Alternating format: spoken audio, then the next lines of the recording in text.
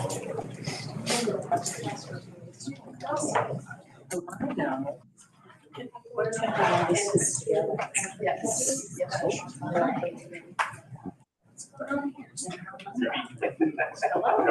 this is the Rebel browser. This is Marshall. Yeah, it's so close to the Alps. Yeah. I mean, Can you guys hear us? I know. Can you guys hear us? Not in person. Yes. Can you hear us? Yes. Oh, great, thank you. All right. Okay, everybody. Well, the time is 4:29. I'm going to call the regular Grand County Planning Commission meeting to order for Thursday, September 8th. The first order of business, we've got a big room today. So I wanted to ask if we have any citizens to be heard regarding comments that are not related to existing agenda items. We're going to be talking about a public hearing for Moab City major utility overlay and discussion items regarding the multifamily residential 45 limit zone and the proposed landscape ordinance. So aside from those three things, we have public comments that address any other topics. Right now, there will also be, if we make it that far, a public comment period at 6 p.m. So you can jump in if something comes to mind. So just to be clear, if we're talking about one of those things, we don't talk now. Yeah, you'll have an opportunity to address those three things. Okay. Moving on from citizens to be heard, seeing no immediate comments, ex parte communications and disclosures. I will start off by saying that ahead of last Tuesday's county commission meeting, I sent an individual comment letter from myself voicing support for retaining Chrissy Hoffman as the county land use administrator. That was the only ex parte communication I had in the last 2 weeks. Anybody else? I guess I still am her mother. Still, really? And Tony? Yes. And I would say, yes, I made such comments in front of the county commission. Although that's not an issue on the agenda, I probably wouldn't have thought of mentioning it. I did talk to Shannon Sharp, who then sent, we got a letter from all of you. Everybody got a letter. It must have been a year and a half ago. And it was on this issue, and I reported it at that time that I talked to her. So just so that's on the record. Super. Thank you, Obi. Appreciate it. Any other disclosures? No, don't think so. I don't believe we have meeting minutes from the previous meeting to approve, so we'll skip past that one and move on to the planning and zoning staff update from Chrissy Hoffman and Sean.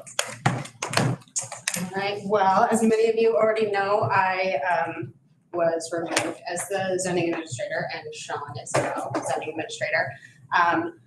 I want to thank this body specifically for all of your support and all of your help while I did this. It's been a really amazing experience.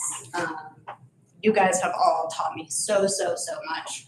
And I have the most respect for every single one of you, like mass amounts of respect for all of you.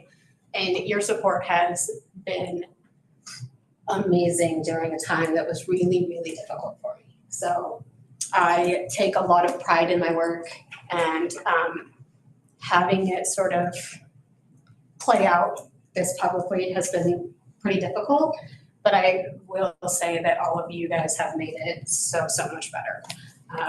So thank you all.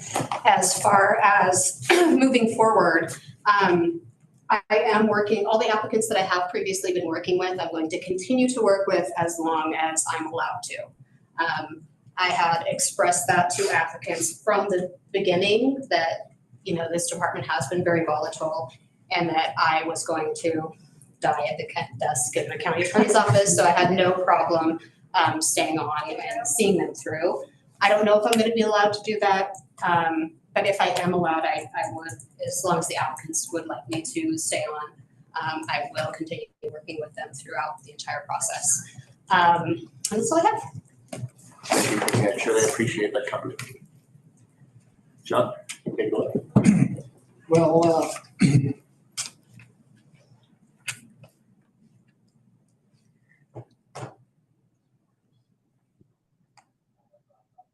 I too have felt some of the pressure through this process, and Chrissy's background in planning and her legal background is invaluable. And hopefully she'll be able to continue to stay on with existing applications and provide guidance where she's allowed to.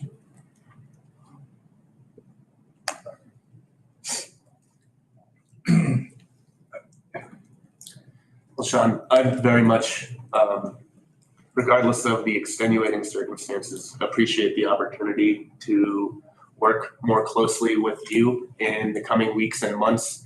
I know that you're new to our community and new to our local government, but in the interactions that I've been able to have with you so far, both with this body and with our professional work, I've been really thrilled with your professionalism and your level of correspondence. And whatever's coming up, we're going to be able to figure it out together. And that's what we do in small rural communities. We depend on each other to get to the next step.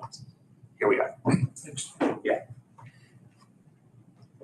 All right. From Trish and Brian, we have, I don't know if you guys have figured out who should go first or what, but we have county commission updates. So, Trish, I think- I'll yield my time to you. Brian, you're muted, but I think Trish is here in the room. If we can let her get through, and we'll turn the time over to you. Is that okay? Yeah, that sounds great. Thank you. Okay, so this is from the county commission meeting last week. We opened the public hearing for walking horse rezone. There was minimal questions or comments. We appointed Melody McCandless. This is all just stuff that I think is relevant to you, to the Moab Area Community Land Trust Board, and that was a unanimous decision. The Dark Skies MOU was pulled from the agenda, and I will continue working with Brandon Black within P&Z on implementation of this program, hopefully in 26. I mean, like I mentioned, part of that is on me, and so hopefully I'll get that rolling. As Chrissy and Sean have stated, we voted to put a new interim planning and zoning director in, and this passed 4-3 with Hadler, Hedin, and McGann in opposition. I will state that it was quite contentious, and there were some comments made that have been, and this is via our public information coordinator, stated that the county is engaged in an independent third-party investigation, ensuring that statements will be reviewed and impartially. Our objective is to focus on fact-finding, constructive action, and we will keep citizens updated with as transparently as possible. So via some of those comments made, we have started an investigation internally within the county. That's about it for me. Oh, future considerations. I have a few. These are items that I guess I'd just like to make sure that they're passed along. They were things that I have been working on for quite a long time with Chrissy. So one is the water element of the general plan. That is actually a legislative mandate that has to be done by the end of 25. And then the other is an agricultural ordinance for ag protections within the county. And just, I know that we've kind of been slowly anyways, I just want to make sure I put that on. Thanks, Trish. I had a question about the water element of the general plan. The way this is a new element to a general plan, as I understand it, coming through state legislation. Yeah. And maybe one of the experts can say, is the water element of the general plan a section of the Chapter 9 land use code, or is this a separate chapter of the general plan? Andrew Jackson, I'm playing. So, yeah, it is. It's a new element or chapter. A new chapter, not yeah, chapter. Okay. Right. Yeah, and it'll reflect what's in the others, but it's based off of the water conservation plans that the water districts have.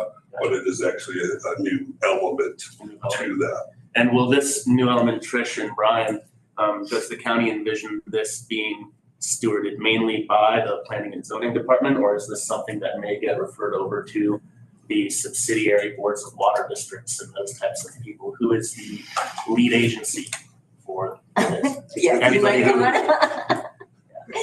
Come on up. So future applications will have to, it will be one of the considerations for all future applications. We'll have to look at the water element as part of our general plan when finding facts and looking at how this subdivision or this whatever will fit with the land use code and the general plan. I just wanted for everybody's knowledge on this body and online and in the crowd, understand exactly how water element gets incorporated into this body's business. And those are actively being worked on, just both of those things that she says are actively being worked on. They will continue to be worked on even in attorneys. So with that, by the state law under that section of the state code, the county has to work with the water districts.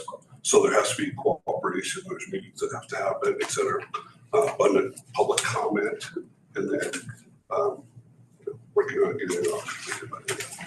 This was, and kind of maybe this is Kevin was raising his hand. This was kind of thrown at us. UDAP approached us and said, you guys know that you've got to get this done, right? Like there's some counties that are already done. We met with Chrissy and Andrew, and one of the things that I referred them to was the RUMP. Am I saying that? What? Like as a resource, whatever you want to call it. I don't know what you want to call it. Is it you're good with that? So I mean, we're behind the ball at this point, but hopefully we'll get something together and then hopefully get your We're guys' working on it. feedback. So, Okay, great, awesome. We would like to be Right. consultative. Yeah. Because we have been answering our own questions on this topic. Good. Because future development will be dependent Yeah. upon how much water we can Yeah. provide. Not only water in our watershed or our water rights, but also in our infrastructure. So we have a rather large agenda, so I'm going to try and keep us kind of to the point of getting through the agenda items and the county commission's specific updates. But we will do I the best we appreciate can. your effort. Yeah, and we haven't heard from you. I know, I realize that. Like I said, we're behind the ball and then obviously, I'm sure that Yes. you folks are doing everything that you can. Trish, did you have anything else you'd like to make sure Brian has time? Brian, do you have your mic on? Turn the timer. Yeah, I got mine. Thank you, Brian. No, I think Chris did a great job. You may need to of, check your settings, Brian. We still can't hear you, right? We can You can hear me? I can hear Brian. We can hear Brian, so I'm Yeah. not sure what's wrong. Can you guys hear me? I don't know. Our speaker is on mute. We can unmute the speaker in the bottom right, next to the clock, very bottom, very right, speaker X, I don't know. dial I X. could hear the other people, we just couldn't hear. Let's try that now. Let's start there. Tony, can I ask you something? Yeah, go ahead. Hold on a second. Let's get Brian his time. Brian, can you try us again, please? Yeah, go ahead. Can you guys hear me now? I'm sorry, Brian. We're still having audio issues with you, man. Maybe you can try rejoining. Try that now, Brian. You clicked on some stuff.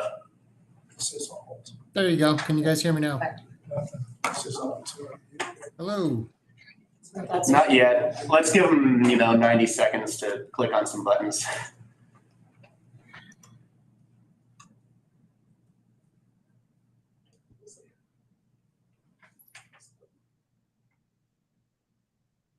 I don't know, Sorry for the delay, Brian. Everyone else is talking, I don't know what he had. If, Brian, in these kind of moments, I prefer to nuke it from orbit. Would you be willing to log out and try logging in again?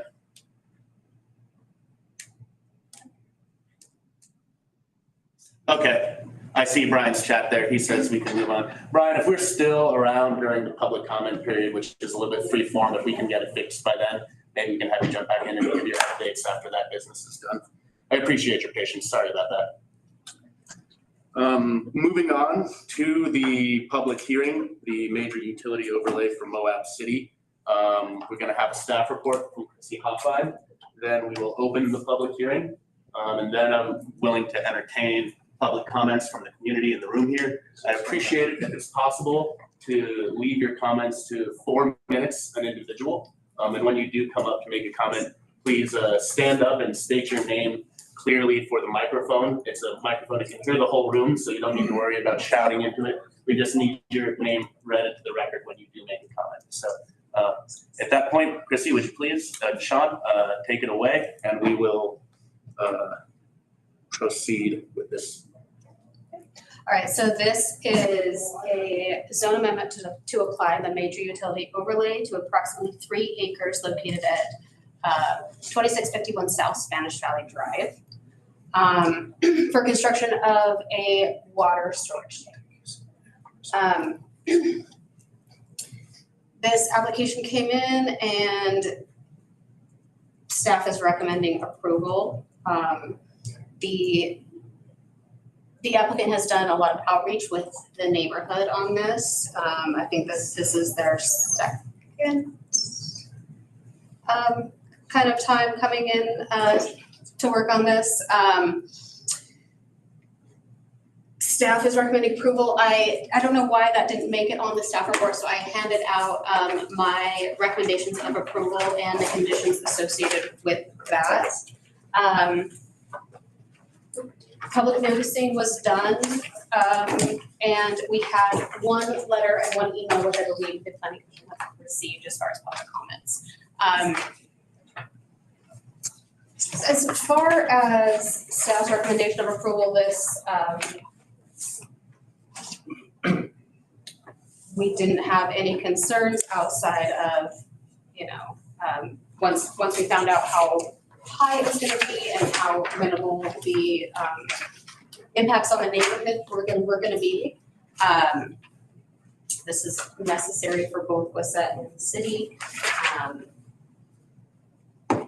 Yeah, did you guys have any questions for me before I bring the applicant up to? I was just going to comment that I, as a geographer by trade, really appreciated the thoroughness in locating the site. The tax roll records, the warranty deed and all that stuff were very helpful in understanding the whole picture. So a very thorough submittal, either on behalf of the applicant or the department. Appreciate that. Yeah. I didn't know, yeah. Yeah, yeah, I mean, it's a pretty, I understand that it's sort of hot button for the neighborhood. But I don't think that the impacts will be as big as people are imagining them to be. And I understand, the concerns. Also, I did want to address, the public had sort of been concerned about this should be a CUP, not an overlay. The county approved this amendment to the land use code, I don't remember when, last year.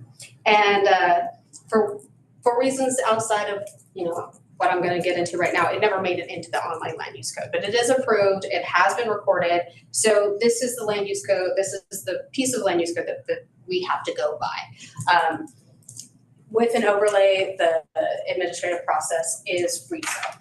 So that's why you're seeing it as a rezone, even though it's a major utility overlay.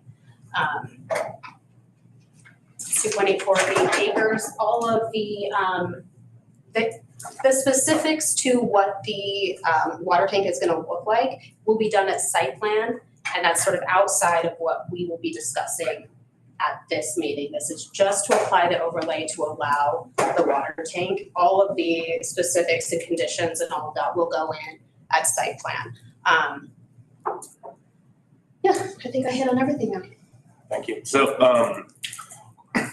for our body, what we're really talking about is the utility usefulness and appropriateness of this parcel of land and its suitability and eligibility for a water tank. We're not talking what kind of water tank. It's a purple water tank, it's a brown water tank. Just, is this triangle good for water tank? Yeah. Is the question that's gonna be in front of us today.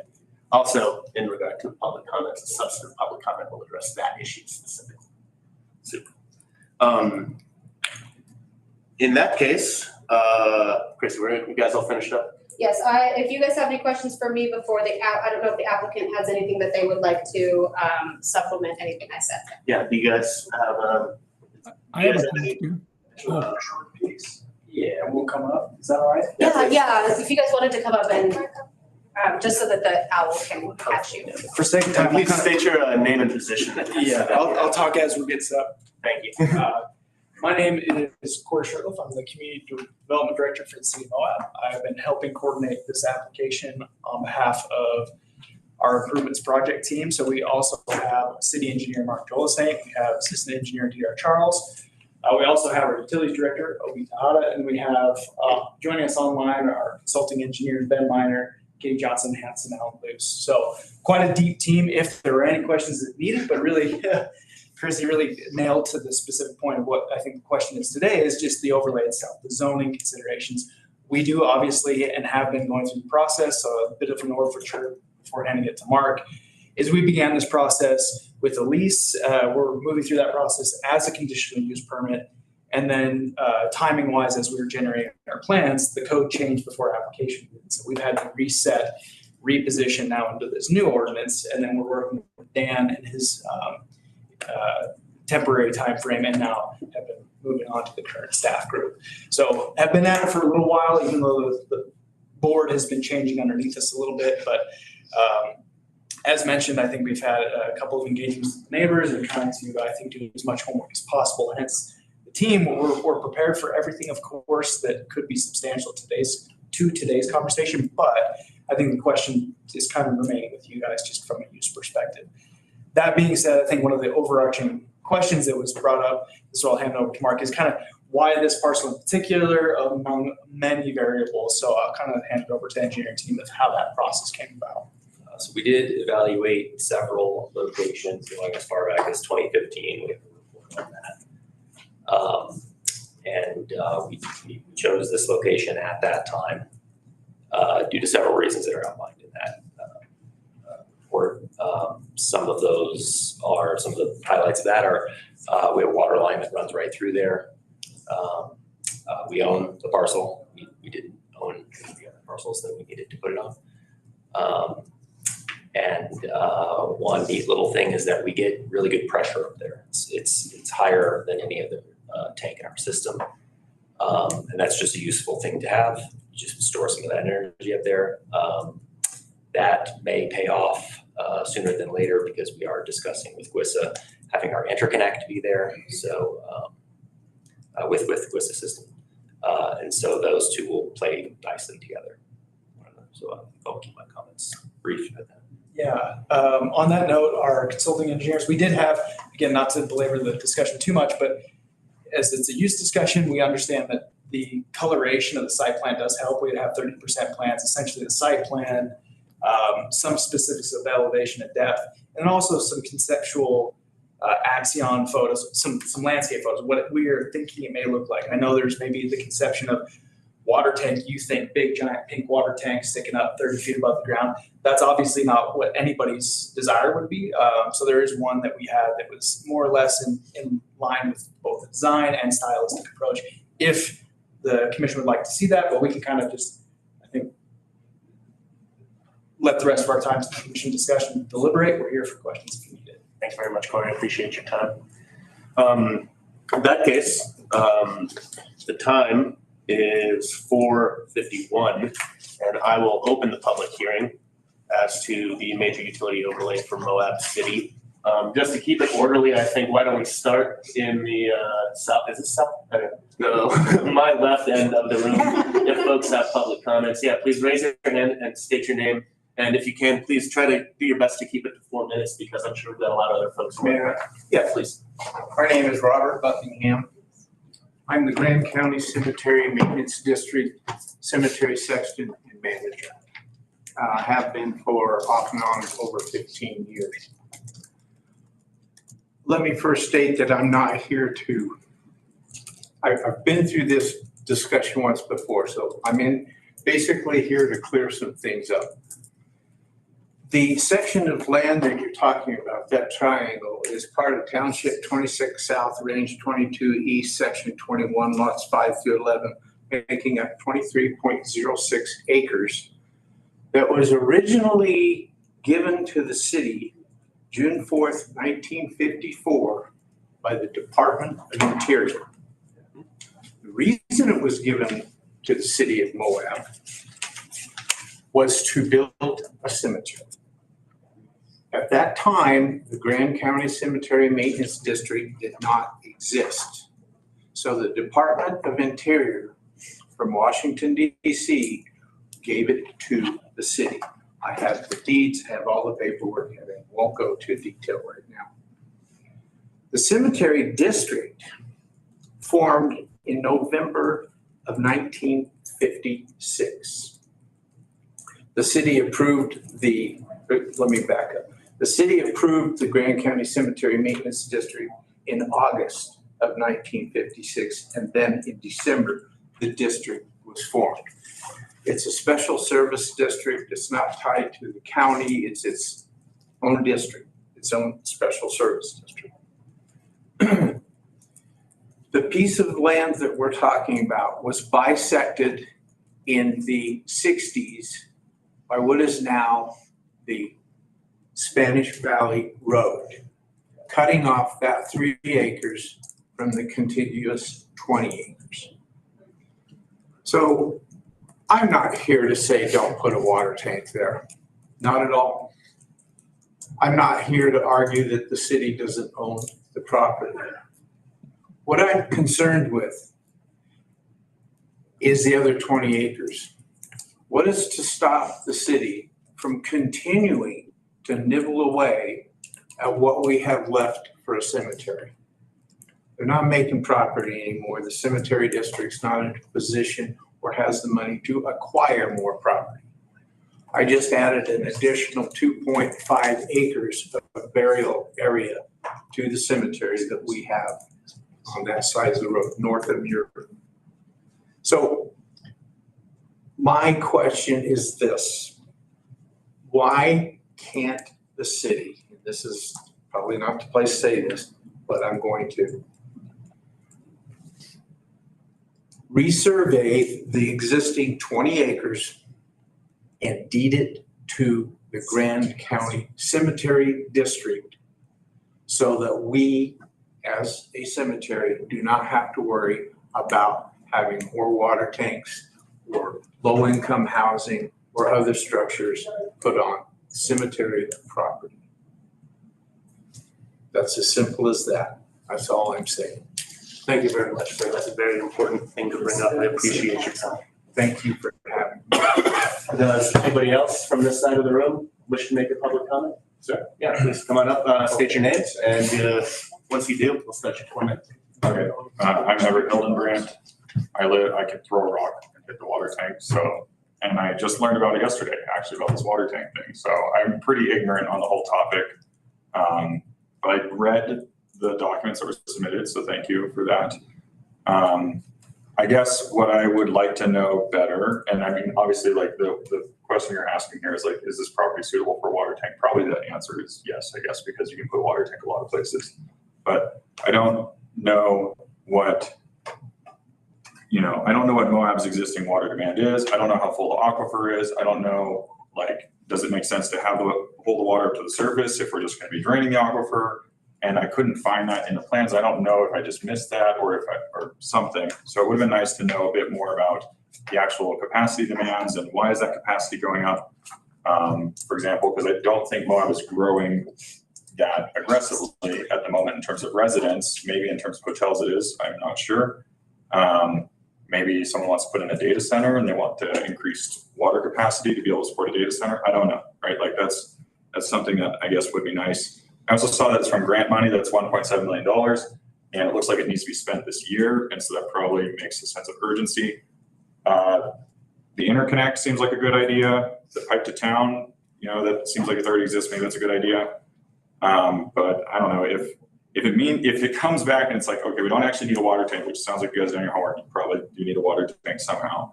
I'd be happy to figure out ways to spend the other $1.7 million with you guys. So if that's something where it's like a planning overhead thing, I will personally volunteer to figure out some ways that the city can spend that $1.7 million. So it would be nice. You mentioned like a picture of what it looks like. Obviously, I live down there, so it'd be nice if you could show that. I don't know where I could find that, but that would, if it's properly buried and it's turned into like a garden that we can walk on top of, awesome. That sounds awesome, right? But if it's sticking out of the ground, that's an awesome little piece of land there. That you could do something that's a lot more interesting than a water tank with that piece of land right there as people are expanding south and people, you know, so it just doesn't make sense to me to use it for a water tank. Honestly, it seems a little absurd.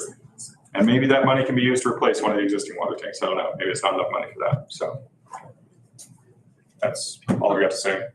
Thank you very much, sir. I appreciate you. Saxon, you next? You know it. I'm Saxon Sharp. I'm the person who submitted the comments, one of the comment submitters. And I'm not, and I don't want this tank next door person. I have concerns about putting a tank farm in an existing established residential neighborhood. And I don't usually play this card, but this is to kind of bolster up that I more than not have it next door. I have a PhD in geological sciences, and that during much of my career, I was contracted with the Department of Energy and the U.S. Geological Survey in landscape, hydrologic, and climate change projects. For the DOE, I made presentations to the Nuclear Regulatory Commission regarding climate and hydrologic issues related to the proposed high-level nuclear waste repository at Yucca Mountain, Nevada. And so just kind of to throw that out, it's just, I'm looking at the geology and I'm really concerned that it's next to a bunch of homes. So next, this is a whole new thing. I'm not going to talk about what I submitted. It's my opinion that there are some issues with the meeting being poorly noticed. And this is not blame, but it's to provide information from somebody from the outside that's trying to get information on this. So as Christy mentioned, section 4.10, major utility overlay, is not included in the land use code. It's posted on the county website. I did find the wording in the agenda packet in the December 2024 County Commission meeting. So if residents are supposed to come and talk about what their concerns might be, the major utility overlay is not even defined. So then second, all last week, I kept logging on to the Planning Commission agenda page using the link that was provided on the Planning and Zoning page. And I kept coming up, if required, the agenda information will be here once published. And that happened over and over. So finally, on Thursday, September 4th, I called the county and talked to Dana Van Horn. She told me there was a new website page and showed me how to access it. And I let her know that the agenda was not on the way that you used to go in there. And she went and fixed that immediately. So when I did go onto the new website with Dana, the notice and the rezone, the agenda and the rezone were both posted there. So legally, they were available. So the old link got the agenda on it, but it did not get the red heading rezone thing. The agenda just says, like you have it, major utility overlay Moab City. So that probably didn't tell people that much. The separate rezone notice did not get carried over to the old website. Are you with me? Okay. So number one. 90 seconds. Okay, I got it. Number one, nobody knows what a major utility overlay is because they can't read it anywhere. And the agenda posted did not have the link for this particular major utility overlay and that it was a rezone. I'd like to see this move forward. It's been 10 years and I'm really tired of it. I'm sure you're all tired of looking at me talking about this. When the rezone goes before the county commission, apparently September 16th, that's a week from tomorrow. Seems like it's not enough time. And I would ask that maybe you consider pushing that into the next county commission meeting. Thanks. Thank you, Saxon. Yes, sir. Please come on up. My name is Floyd Dean. I live in Spanish Valley and I have a property adjoining this project.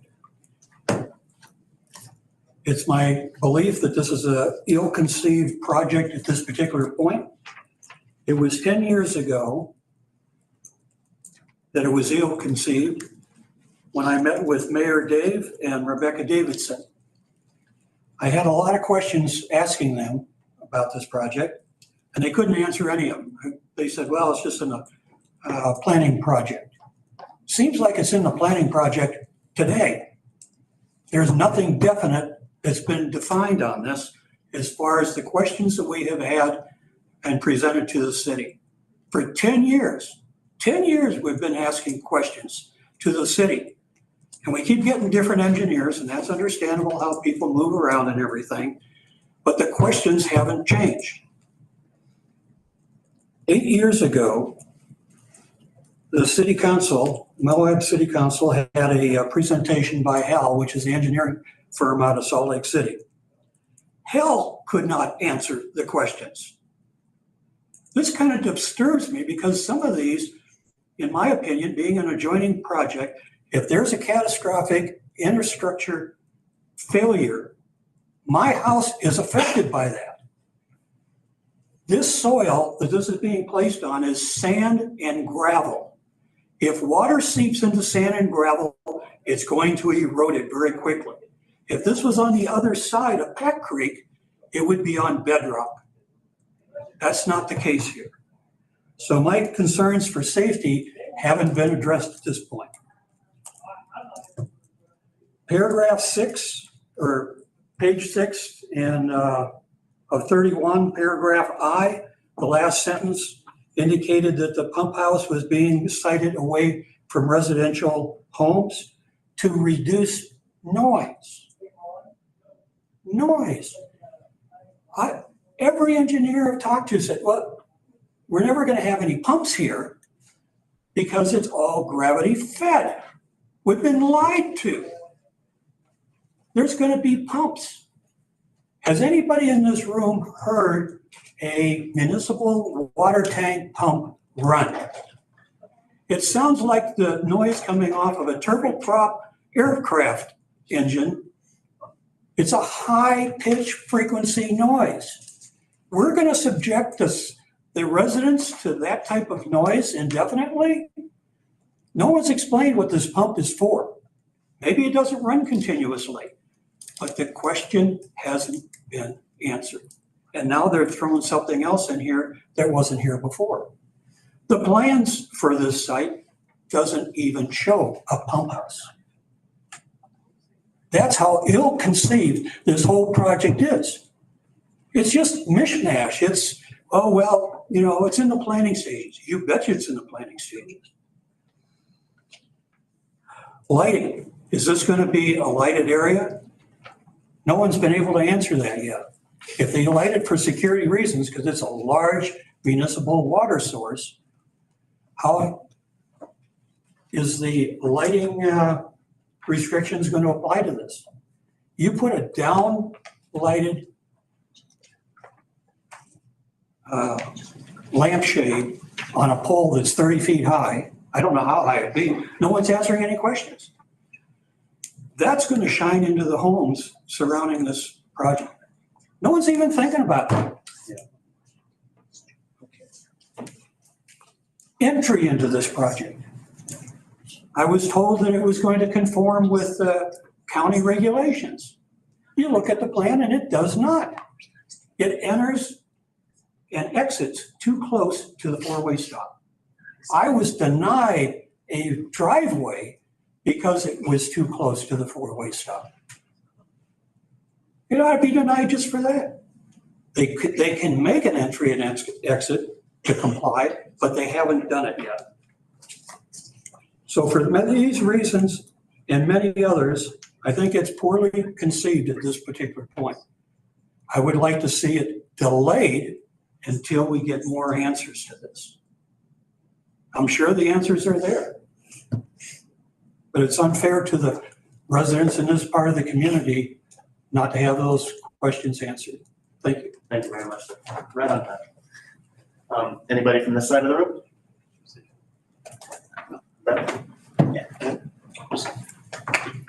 Ben Musselman with Grand Water and Sewer. A lot of valid concerns of the citizens, but as a water operator and the location of the proposed tank, it does work very well for the emergency interconnect that can be of benefit to all of the community, both Moab and WISA customers in that respect. Any pumps that we would install are groundwaters, not Moab cities, and they are subsurface and they will be quiet. So that's all I have to say. Thanks. Thanks, Doug. Ma'am, please your station. My name is Georgia Hamlin, and I am within a stone's throw of this corner as a property owner. I just have a few questions. Is this property going to be fenced? I do believe so, yeah. Pardon? I do believe it will be, yes. What kind of fencing? We have not seen that. Okay. I'm concerned about has there been an appraisal made on that property? We have the tax roll record in front of us. That doesn't mean anything. That's what- You know that, and I know that. But has there been an appraisal? I'm not sure. I think an appraisal's in order. We have a prime residential area there. And I think that certainly there's someplace else that can serve the same purpose. Are we rushing to do this because there's a $7 million they're gonna lose? Is that the real motivation for why we're pushing this without the answers that people are asking? I'm concerned about my view. I bought out there because I have an uncontested view of the mountains. When I moved out there, now you date me, there wasn't a street light out there. Can you tell how long I've been in Moab and how long I've loved my views and enjoyed that property? And to put a water tank in that particular location is offensive to me because it is, what's the zoning, the current zoning right now? Rural residential. No. Yeah. Rural It's what? residential. Rural residential. Oh, isn't that interesting? I knew that already. I've been an appraiser. So I asked that, rural residential, there's a reason for it to be rural residential. And it doesn't include a water tank. For all intensive purposes, I think we need to look and protect the property owners around who bought their property for the express purpose of the views and not to be encumbered by water tank. Okay. Appreciate you, man. Does anybody who hasn't made a comment yet would like to add it? Kevin, please. Thank you. Kevin Clyde. Just to add to what Ben said, in the last 2 years, GWSSA has had pumps fail on our system, and our water levels got very low, dangerously low, from us having to ration water to users. This location is a good location for an interconnect. I haven't thought of it as a water tank, but as an interconnect, it's very good because of its elevation and its proximity to GWSSA water lines. So that the interconnect could allow water to be transferred between districts and help as an additional cushion to that water use. So it is a good location for that. But I think that the public's comments are important in this as well. Not that we're advocating it, but it is a good location for what we have in mind. We actually turned to San Juan Water District, and they supplied us with water so that we didn't have to ration water for the customers of GWSSA at that time. It was interesting that shortly thereafter, San Juan had a pump failure. And because we have an interconnect with San Juan, we were able to transfer water to them. This interconnect with Moab City would allow for a cooperative solution to a big problem, which would be short-lived, but still a big problem for the citizens. Thank you. Appreciate it. Does anybody else have a public comment? Some folks just walked in regarding the major utility overlay for the water tank at Spanish Valley Drive. Can I ask a question or? Yeah. I'll answer it as best I can. Okay. Maybe actually directed at you, is the tank You necessary? can ask me, for- you gotta ask. Okay, is the tank necessary for an interconnect or? I'm not sure. I'll make a note of that and we'll get into it as we have our discussion here. Can I also make a comment real quickly? You I'm did really- use up all of your time, Yes, so I'll give you a moment. I am really disappointed that I never got a personal notification of this meeting as a property owner. There was not a letter written to me. oh yeah, somebody posted something down and said, I can't read from my car. I think it's not transparent. If you really want the property owners to give their opinion, which you may not want that, but I'm not saying anymore. Okay, guys. I need to just make this one observation.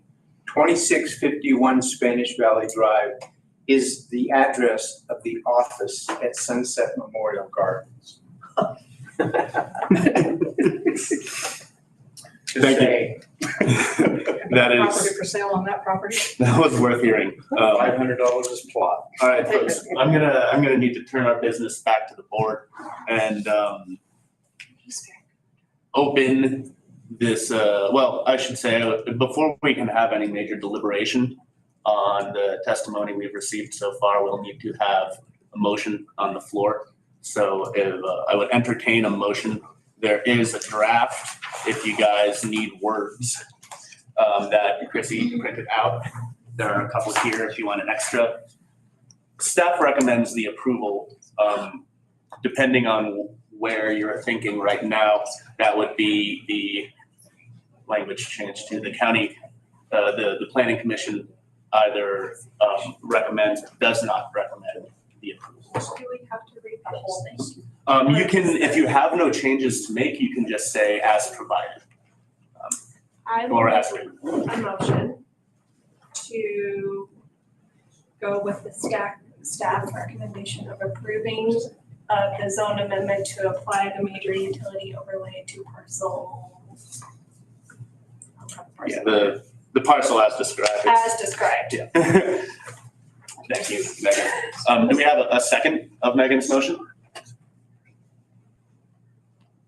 Jerry? Thank you, Jerry. Well, in that case, now that we've gotten that little tidbit of Robert's rules, I'd be willing to open up this discussion, weighing the pros and cons and merits of the motion on the table, which is this recommend that we approve the major utility overlay. Aaron, your hand's up. Yeah, I was wondering if I could. You're also on mute. Is it happening to him? Can you hear me now? Hold on, Aaron. Can we make sure that let's go to the little speaker in the bottom right-hand corner and make sure that we are on the correct speaker. It could be, nope, bottom right, speaker. And then if you go to the little arrow in the top right of the gray window. All right, we're gonna do it this way. Click on that. Click on that. Which ones are the right ones? These are all the different speakers in this room. You pick out the right speaker. I don't know. We're using the right one. We are? For us. Go over there, try that. Yeah, I got the right one. Can we hear other? Wait, no, There you Chrissy, go. You gotta the click one that default. says, the one that we're on is not the one that was selected. That's it. There it goes. Hey, Aaron, try that again. Can you hear me? Nope, sorry, bud.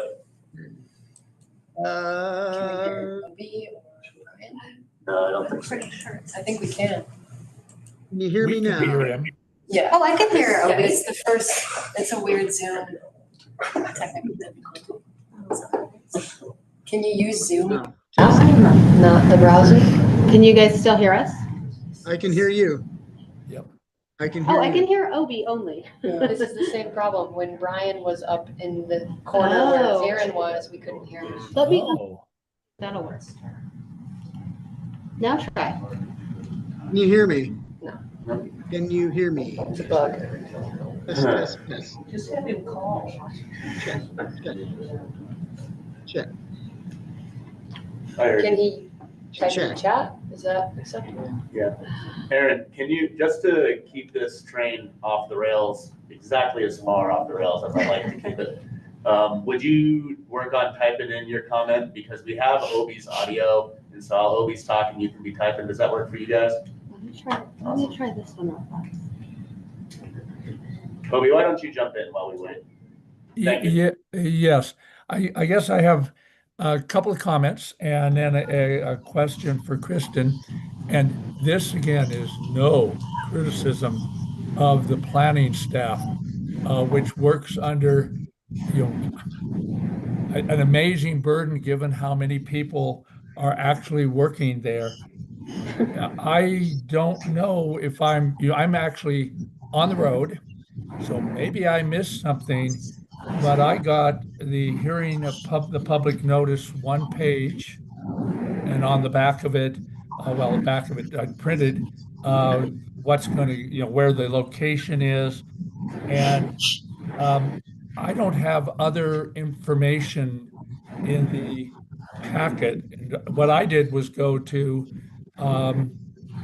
State Place and took all the printed information. Now, I just may be off because I may not know how to get the information that I normally would see in a packet, which would be a long report.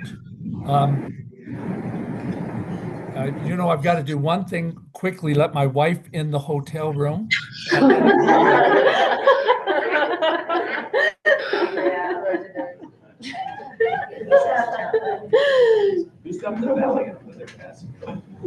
So I basically had nothing in the packet to know about an overlay zone and what it was and kind of study it. There's nothing in the packet, and it may just be a discussion item, I understand, on doing the MFR 35 or on landscaping. So I have to say, I'm kind of left in this position of I didn't get to read a lot of information. Now, maybe I missed something that I could have looked at, but it also probably is a little awkward for people who are attending the meeting because they haven't seen these things either, if I'm correct. The second thing, though, is, Kristen, could you tell me about this overlay? You did mention at the first of the meeting, the overlay and why that's kind of a zoning thing, and I guess maybe not purely an administrative decision. Could you just go over it again? Because I haven't looked at it and studied it, and now I'm going to be quiet. Okay, so I don't know, the packet's published. I don't know why you don't have access to it. But I just double checked to make sure, and it is published with all of the attachments. So just to clarify that. As far as the overlay is going to be similar to, I don't know if you were on the Planning Commission with HDHO or, so it's similar, it's the same process as a rezone. You go through the administrative process of Article 9. They submit just like a rezone. It's a legislative decision. And with that, with what was approved in the overlay ordinance last year, we can ask for, some additional things. And so one of the recommendations was a development agreement on this one specifically, so that we can sort of discuss, noise, dust, some visuals, and that's why that was included in the motion, so that we can sort of but incorporate some of the concerns of the neighborhood with this specific use, while applying a major overlay, which is all we can really consider in this meeting, is whether or not this is a good lot for the major utility overlay. And that's why I included the development agreement would be associated with this, would be recorded on top of it. Okay, thank you. Did that answer your question, or did I get in the weeds a little bit? You absolutely answered my question about what we're doing here on this particular issue, so that's important. Yeah, so we're just recommending to the commission whether they should approve it. So I'm really glad you mentioned getting into the weeds. Hi, I'm Tony. There's one thing I really would like to predicate the conversation on. This is my individual area of expertise. I'm noticing, and I appreciate the cemetery board's acknowledgement of the text of the original land patent, which I'm realizing upon reading all through the fine print is what's called the June 17th Act land patent. And it has a very standard boilerplate. Grand County's got a bunch of these floating around all over the place. And there's some language in here that very clearly says, to paraphrase, When the United States of America, the BLM, gave this parcel of land to the city of Moab, it came with some strings attached. This is a deed restricted parcel of land. It says pretty clearly, this will be used as a cemetery. The tract of land above described for use for cemetery purposes only is the quote. And then there's a few more paragraphs that say, if you don't use it for a cemetery, within 25 years, you can use it for other stuff, but only with the express written consent of the Department of the Interior. And if you don't get the express written consent of the Department of the Interior to use it for other stuff, the Department of the Interior is going to take the land back and assume ownership very specifically of all the water infrastructure you've built on it. They didn't have pumps and tank technology in 1957, so they talk about ditches and diversions and weirs and things, but that language, the spirit of that intention, saying like, you have 25 years, if you don't use it, you've got to ask permission. They probably say yes, but you have to ask permission from DOI first. And if you don't, you will have built the federal government a water facility. We run into this a lot. I've run into this in the community of Green River. I've run into this in the community of Jensen. June 17th Act stuff happens. So just something I'd like to predicate the conversation on, and mainly say, like, pose this question to the staff. Does Stephen Stocks, would he agree with me? Yes, it would, absolutely would agree with you. So typically what would happen here is we would get something from the BLM. This comes up a lot at OSTA, and we get something from them that allows us to use it in ways that OSTA might, or that the patent might not have originally been used for. And this is something that will come up before it goes to the commission. Okay, so we And also with, a site plan. We Because don't this is wanna- just the overlay, so it's that happens a lot. We don't want to spend money on legal until we're sure we want to Yeah, spend money and on legal. We're volunteers, we're much more affordable than Stephen staff is, so I get it. Yeah, and that would also come up at site plan again. So this is just applying the overlay to the parcel. This still has to go through site plan approval. And site plan approval is when these sorts of, that sort of specific, those uses would get sussed out. Dealt with. Would that be on the county or would that be on the city? Because the city's the one wanting to put the water tank there. I think because, it would be on the city because this is the city's patent and their land. We rezone the zoning of the land. That doesn't change the title of the Right. land. So that'd be on you guys to contact Lisa Wilkalak. She's great. Just one thing that, I'm glad we sussed that out, but keep that in mind. There is a string attached to it. Does that mean you have to contact the Interior? Well, the applicant, after we make our decision today, in the planning process, we'll be contacting, that's those steps coming next, is what Chrissy's saying. Any other thoughts? Jerry, yeah, hit me. I have a couple of comments. First of all, I got to say, I fully support the development of water resources for the city and the county. It's just, if you live in a desert, you have to have the resources. So, and I understand the need for having it close to the major water lines. I think that makes a lot of sense. Really, the only issue that I have, and I think it's one that has come up in this room to the most today, is this the correct lot? Is this the best choice of location? And I understand the input from the people that are most affected, which are those that are in the immediate area. There is one thing on the issues for consideration that I will take issue with, and that is item B on page 5 of 31. Has there been a change of character in the area? And one of the things mentioned is other zone changes, and in fact, our future land use map identified the area immediately west of here as a high density zone for development of probably what'll be some of the highest density housing that we're going to have in the southern part of the county. So really the answer is not no, it's yes. That just went online about a year ago. And this parcel actually You know, once there's a tank there, it's going to be there for a long, long time. My guess is in 20 or 30 years, you know, it's impossible to predict, but in 20 or 30 years, I would guess that intersection is going to have a traffic light and more than 2-lane roads there. And I think it's important to look decades down the road here for something that's going to be there that long. And so I'd like to challenge the applicant again to take a look at the future land use map and see if that really is in keeping with, this use really is in keeping with where the growth is going to go in the county. That specific area right there is probably going to get some of the highest growth that we get. That's it for my comments. Yeah, Aaron, did you get your comment up in the chat? Or maybe Chrissy or Sean could read that if it's up in there.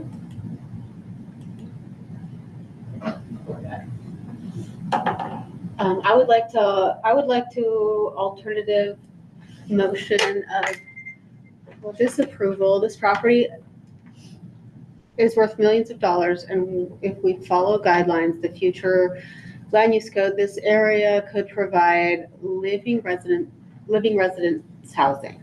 If we have potentially 18 units per acre with mixed commercial, I think it could be valued over 30 million. Plus, I think the improperly noticed in agenda, and I couldn't access it over the weekend.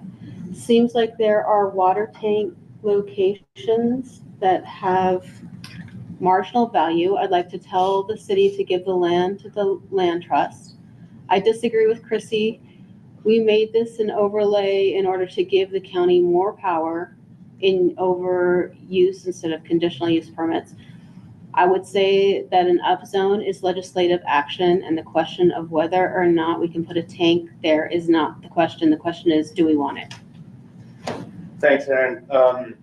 I will point out that an overlay follows the same administrative process as a rezone, but it is not a zone change, right? Legislative process. Thank you. Legislative process as a rezone, but it is not a zone change. The underlying zoning of the parcel will stay rural residential. It just. Those are strong points about the value of the land and the need for housing. I'm really quite balanced on this one at this point where I'm sitting. I do think it's important to acknowledge that housing without water supply is like, you know, those two scales need to be kept in balance. That's just something to think about. Every house is going to need some volume of water tank to supply it. Can I chime in? Yeah, please. Yeah, you mentioned that about the water use and growth in our community. We need to take a look at this as a fire safety too, because we are right now deficient. So we do need a water storage. We do not. It doesn't mean we're gonna pump more water. It means we're gonna have more storage to back up. Just so I want to say that. That was something that I was thinking about also. That additional storage is not the same thing as additional depletion, although. Oftentimes in Western municipal development, we find ourselves in this trap where if you build it, they will drink. And we don't save water for the sake of saving water. We save water so that we can develop more things. It's just a reality. It's our nature. We have to think about that. I'm sorry. Can I ask you guys a question? How urgent is this for the city? So we first evaluated the locations for this about 10 years ago now. And so it's been kind of on the back burner that whole time. And this kind of addresses the reason why we want to do this in the first place. Was we did a master plan not long after actually that location, so right around that period. 2014. Or the first draft of that I think came out in 2016. Yeah, we were looking at the historic component. And of course it's a master plan. It shows lots of things. One little part of that was storage requirements. And we are, according to our master plan, we are coming up short on both fire suppression and equalization, such as the buffering effect that you get out of the tank. And that was as of 2016 when we did our master plan. And that's an update from 2020. And we then updated that master plan. Sorry, I lost my Urgency of. We are deficient right now. Yes, we're as it is. Yeah. And that's mean, you can imagine the last time in California, when we have fire there, that's the same. We want to have backup water. When there is a fire more than one spot, you want to have an extra volume to the supply. And so that volume does not, in and of itself, generate additional source demand. Like we won't necessarily pump the wells or I mean, the springs are just doing what they're doing, but it just gives us more of that temporary storage from day to day. So I guess to follow up with that, the other options that you guys have weighed out, you don't own those parcels or that you've looked at? Yeah. So we had looked at the mountain. We have an existing tank at Mountain View. That lot is currently leased from I think the BLM. And we had looked at sort of a vague area around Mill Creek Drive and Highway 191. We don't own any property there. It's Sitla. There's some UDOT right away, and there's some private property. So we'd have to figure out where it even goes there. There's a housing happening there. It's going to be deed restricted for the low-income houses. Yeah. Ultimately, there's kind of nowhere we can put it that isn't near housing or some other development. It's kind of just the situation we're running into now. There are, we have other tanks where, we could try to squeeze in another one there, but it's not ideal. Not ideal, yeah. We cannot just demo one and put one. We need an additional one. And the other spot, the powerhouse lane, there's already restricted space there. We cannot really expand there. So part of this is, an economic sort of analysis as well. If we could, if money were an object. Yeah. So, give me and then I do have one follow-up. I don't want to completely divert it. Sure, I think just as we opened up, I think certainly an appreciation of future land use into that question. I think that's a multi-paradigm type question. Is there change? Well, there's massive potential for change, of course. Is there active change? Well, I think that's some understanding that we acknowledge for sure with the future land use, which was a consideration when we were talking to Lisa about this, as it was a conditional use permit before the overlay. To Aaron's points, I think what we're kind of hearing, and this is an understandable challenge, is we're hearing kind of from one side the idea of, well, aren't there higher and better uses? While at the same time we're being told the use we're even looking at is probably contingent on multiple factors, and the cemetery looking to even further expand. So this idea of a massive housing project, and then also the idea of the neighbors with their concern of a 3-story housing project or whatever the additional overlay future land use could use. So every time anything develops from vacant property, we're running to this period. I think from the city's perspective, an infrastructural investment in the community is by far the highest and best use. From a city's municipal perspective, is the payout for this, could we take a more lucrative tack? Sure, but from our community to be able to develop, this seems to be the most appropriate location and project style. But to really appreciate those perspectives, I just want to let it be known we have factored those things in. We've gone through the homework of that exercise ourselves. So we're not trying to come to the board unprepared with, oh, we never thought about that. We're trying to come with you like, hey, we've really pulled every straw we can, but hopefully that helps at least answer some of those questions up to the point. I appreciate that, Corey. I did want to get one point addressed, just because I was flipping through and I wasn't quite clear in the submittal. Because I'm not an engineer, I don't really even understand exactly what I'm looking at as I flip through that. I did not see an actual pump station included in this submittal. Is this facility going to be gravity fed, or is there like someone, I don't know where I heard the voice, but somebody said the pumps were going to be underground and they were going to be quiet. Like, could you talk a little bit more on the power supply demands, the pump, if it exists, where it would, Yeah, so this is down gradient of our most of our sources up there at the up around the golf course area. So the tank itself will be gravity fed. The pump that we have talked about is associated with the emergency interconnect, and that would not be running all the time. That would be just in the event of an emergency. I see, emergency interconnect, gotcha. No, we can let it go. Okay. No, thanks, that's clear. Appreciate it. Aaron, Obi, folks online. Aaron asked if there's a second for his motion. Oh, Aaron, the way that would work, man, is we have to shoot down the motion on the floor, and then we'll give you the chance to make another motion if it gets shot down. Any further discussion on the Megan's motion in the affirmative to send a positive recommendation to the county commission for applying the overlay? I'm concerned about the technical difficulties that the county's having, and I wonder if that is like legally, like with the OPMA laws and stuff like that, should we address that? I have one to get very specifically to that. As I'm thinking about it, I made a note. I am curious about the potential impact that the major utility overlay wasn't readily, as an ordinance, wasn't readily reviewable by the public. That specific point, I do think that it was this agenda item was properly noticed on the agenda and all of those OPMA rules are concerned. I do not know on the county side of things if that,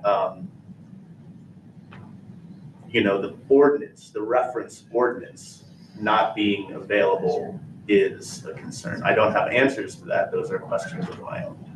And Stephen's not here. Yeah, that would be a question for Stephen. My initial response is that the land use code was, the ordinance was adopted with proper noticing. It was done in a public setting. It was available. It might not have been available in the land use code online, but it's similar to, think of how when you look at a zoning map, that's not, it's what's available online, but it's not the law, and it's not what the county has to go by. It's what's in the recorder's office. It's what's in the clerk's office. Right. And to me, this ordinance was passed after 2 public hearings. It was noticed correctly, and it's technically what the law states we have to go by. Whether it was on the county website or not, that's why it was included in the agenda packet. I tend to agree with you. Yeah. But just to not quite let that die yet, I consistently will have a situation where we try to file a citation against a user of public lands for breaking X and X rule. That rule is on the books. It is a lawful rule. It has been noticed and recorded previously, but we have no camping signs up all around public land everywhere, because in this district, it's incredibly hard to get a citation to stick when the person can say, well, I didn't have a sign. Nobody told me that was the rule. In my instance, in this case, I didn't have the rules in front of me. How could I make an informed decision whether or not I was allowed to light a campfire or play with fireworks or drive my truck there, right? So that's less to the letter of the law and more to the spirit of the law, where One thing I will also say, specifically with land use, is that ambiguity always falls to the applicant. So if the county didn't post it online, that's not the applicant's fault. And that, there's ample sort of case law that you can look at that would always say ambiguity goes to the applicant. We've heard that a few times in the last month. And I mean, I think Andrew might, would you agree with me on that, Chris? Yeah, I mean, it is the responsibility of the local jurisdiction versus the applicant on it. Unless it's something where it says the applicant has to post this or the applicant has to submit these letters, or the applicant has to do that, Yeah. it would be fall upon the local jurisdiction. We can't fault the applicant for the county's failing. Of course. And it sounds kind of, I mean, and we're veering a little bit on that. And so that's where I would just keep that in mind. Noted. I guess that's something that the county commission is going to need to swallow, not this body necessarily. This will come up to vote on the county commission next. No, so the public hearing will open at the next one, and then it will be voted on at the one following.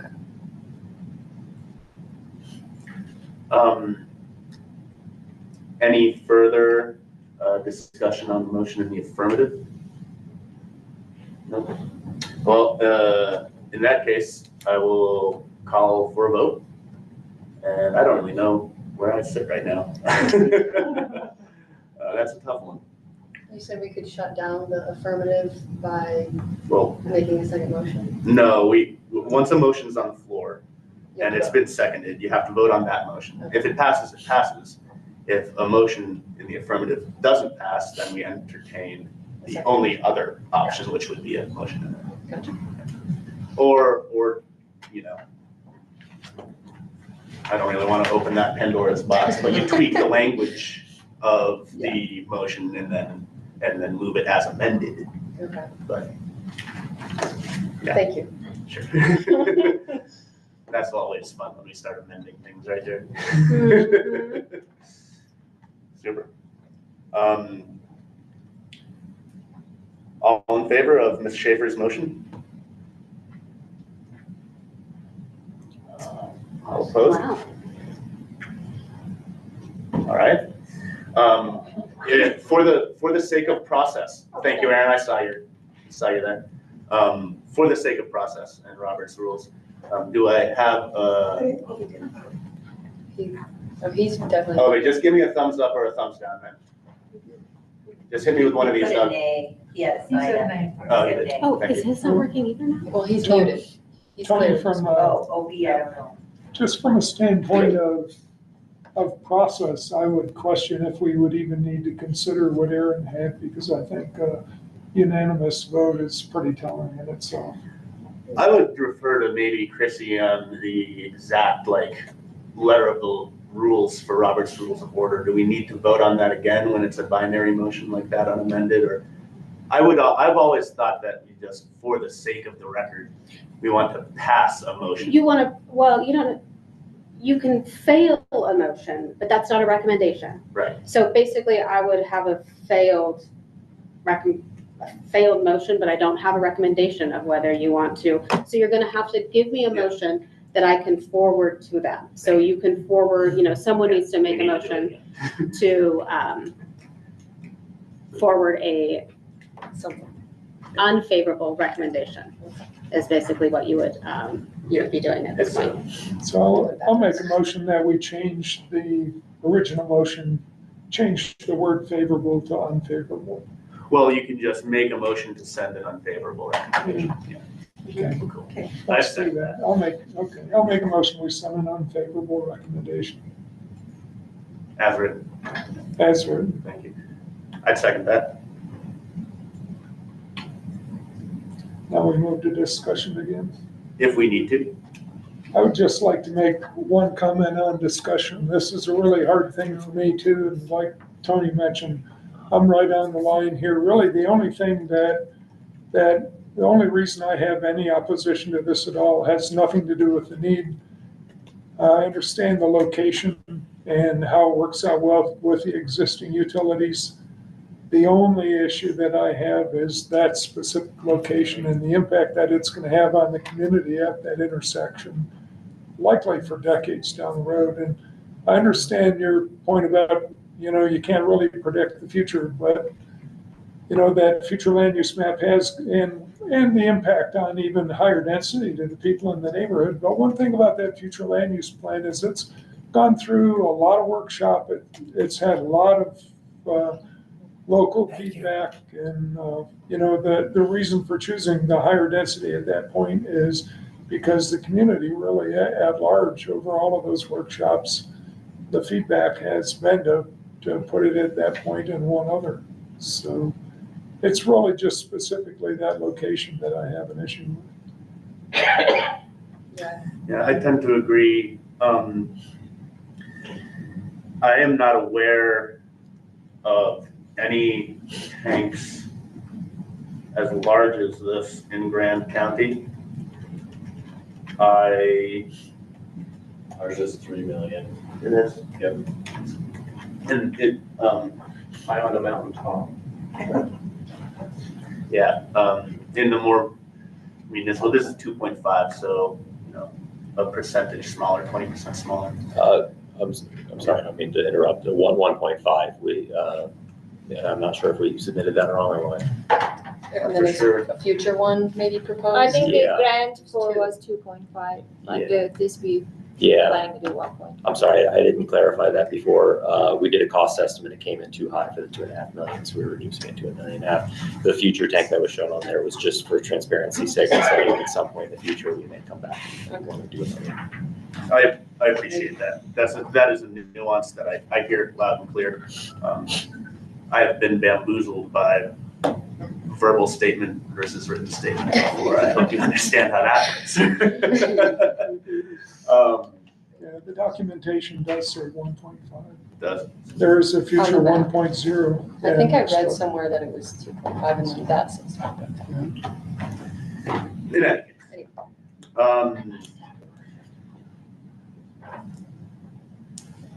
I also think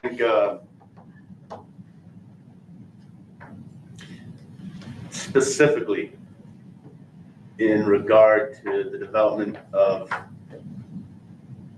intermediate infrastructure, this is not heavy infrastructure, it's intermediate infrastructure in a rural residential zone. We're not changing rural residential zoning, we're just deciding whether or not this overlay applies to installing intermediate infrastructure in the rural residential zone. I would be curious, has the city, and I also understand the importance of the governor's economic development grant. It expires in December. $1.7 million is pretty big grant money these days. Have we thought about redesigning or expanding the size of an existing tank? I don't know if that's possible. I'm just thinking about things like, you know, well, obviously acquiring a new parcel or leasing it, just the cost of real estate is going to be prohibitive. So I understand that You're sitting on a, sorry to interrupt you, but you're sitting on a parcel that's probably gonna be worth a lot of money. Maybe you could, you know, I think that's exactly what we're being discussed, is it's deed restricted to a significant degree. This could be within the realm of what we could use it for, potentially. So this idea of handing over to land trust for housing development, while that is a great need in the community, I don't think that's in the cards. So I would respectfully disagree with the option of another higher and best use at that location. If I'm not a lawyer, but generally the June 17 grants are for things like recreation, public purposes, community infrastructure, cemeteries, those kinds of municipal. that's what they would on deed restrict it for? Like that's what it is, okay. Really quick, just so that I can answer a couple questions. It was, the motion failed unanimously, Brian. Just so I the should people just online could hear yes, that. I finally figured out what I was doing. It wasn't allowing me to speak. I abstained actually on the vote. Can and Brian the talk and abstention is translate? The abstention is, Obi, we can't hear you anymore. I don't know what's going on. I have no idea. This has never happened before. read my lips. Can I Eric? abstained. Abstained. We said he abstained. Abstained. Oh.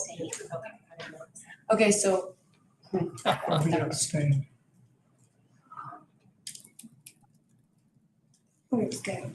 Aaron, I think you can unmute. Can you guys hear me? Oh, no, now we don't hear anybody. I have no idea. I'd say maybe try using the app next time. Or in the browser, it looks like. This is how we done it. Yeah, every single time. I don't I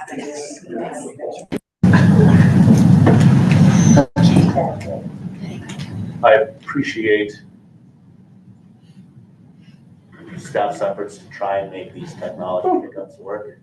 I'm filling some dead space because I used to do radio stuff and it's in my nature. Don't like dead airspace.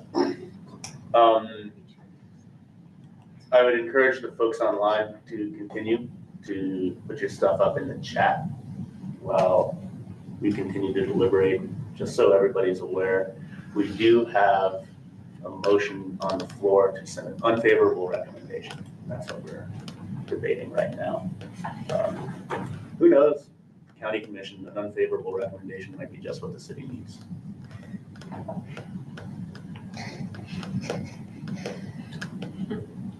Yeah, it's tough. I think we're all on the same side, right? I live in Moab. I'd like to see the safety. It sounds like this is going to be used for storage for fire specifically. So that's Reserve capacity. reserve capacity for fire specifically. And our master plan specifically addresses fire and demobilization storage, Yeah. which is just regular. Yeah. Yeah, I just wonder if that's the right spot, and I hear you, but I wonder if like there's other creative solutions. You could work with the county, maybe in other places, maybe there's a parcel that the county has. Well, in that regard, back to the future land use, when this overlay was amended, they've stripped this use from the entirety of the land use code and it only exists in overlay. So when we're talking about a higher density future land use, okay, with your complements of possible industrial mix that could be in there, for applicable parcels too, that narrowed the field of applicable areas even further. So while yes, it may be future, it's currently RR, future land use, which would take the zoning designations, changes by this body and the commission to make that future land use map a reality. Those are further steps. It basically, I think what we're saying is from a professional capacity, and this is how we would approach our own appointed and elected bodies. I think our job as the professional and staff is to propose the best possible solution for the community. It is you guys as the body. Does that really follow the general plan? Does it follow your guiding documents? Which we have full trust that you have the best interest of the community. We're telling you from a staff perspective, the technical aspects, this is the best solution. If you feel those are insufficient or it is counter to what you believe the interpretation of those are, we understand that, but I don't think our position is going to change on location, style, or technique. Okay. Well said. Thank you, Corey. Yes, Mary. I know this would happen during the process, which means you would go through the site planning and all the stuff that goes with it. Once again, I'm going to harp on the fact that our land use code is broken. I couldn't find some of the stuff I was looking for in order to understand what was going on. And part of that too is once we get our land use code written, all this stuff may fall into place and what you need will happen because we have, it sounds to me like this code that we wrote was like just in a hurry to get something done. If we get our new land use code and everything works with it, if we can get it within a year, which we may, this may be able to fall in place. That would be my reason for not voting for this. It's just because it's just not ready. It would also remind us, I think most of us were here at the time when we had the public hearing for the major utility overlay. So that was over a year ago, I think, but try and recall those conversations about the utility of overlays and the utility of a utility overlay is composed to a conditional use permit and all of those conversations we had. Maybe that wasn't exactly a year ago. I just couldn't find it in my binder. September 9th. September 9th. Please don't ever leave me. No, Chrissy gave it to me. All right. Can we go round robin online one more time, see if the Russians stopped hacking our comms and Obi, do you want to give it a crack? I'm gonna give it a Sorry, crack. Obi, you're still dead airspace. Aaron, would you try it? Can you hear me? No, neither. I really apologize, folks. Because there's so many people in the room, if we needed the folks online in order to maintain a quorum, we would just have to drop this consideration and put it off till next meeting. But we do have a quorum of the commissioners present in the room, so I'm going to proceed with the meeting despite technical difficulties.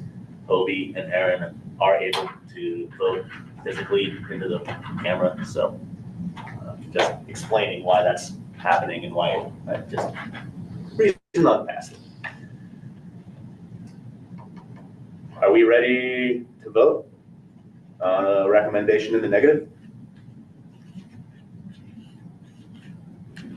Aaron, don't look so happy, man. Aye. Aye. Megan? Aye. So the motion to send an Yeah. Okay, thank you. That's an extension. So the motion to send an unfavorable recommendation for the major utility overlay passes with 6 in favor and 1 Bob O'Brien abstaining. At that point, I will close the public hearing at, oh man, 5:59 p.m. Wow. And then we'll just keep on trucking. Because it's practically 6 o'clock already, I would, Brian, do you want to see if your mic can work? I know you had county commissioner updates and I said we'd circle back to you at 6 if we were able to get things figured out. And I apologize for the difficulties. Yeah, can you guys hear me yet? Actually, hey, we can hear you. We just need to turn the volume up. Can you hear me by Let's take a chance? look at that. Oh, wow, that's cool. Crank that thing to 11, I mean. Hey, Brian, how's Yeah, that? can you guys hear me? Wait. Mic No, I check. didn't hear you now. What is going on? No, Brian, I cannot, I'm sorry.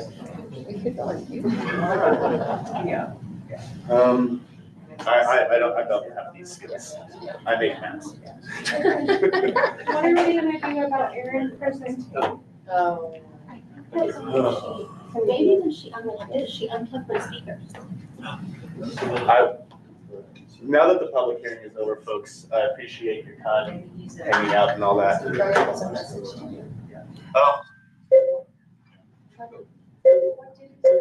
Oh, Brian, I was making a joke about how we need to improve our collaboration. You can't hear either.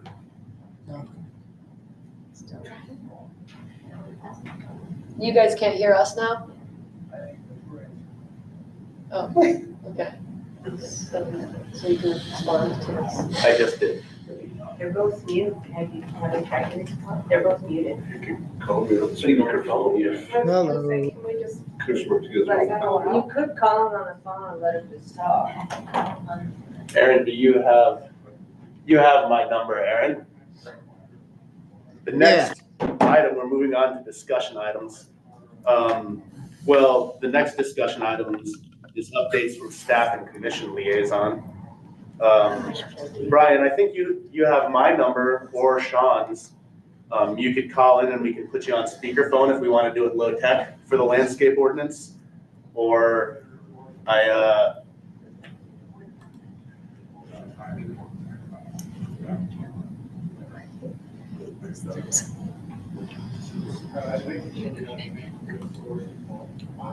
We could go to YouTube.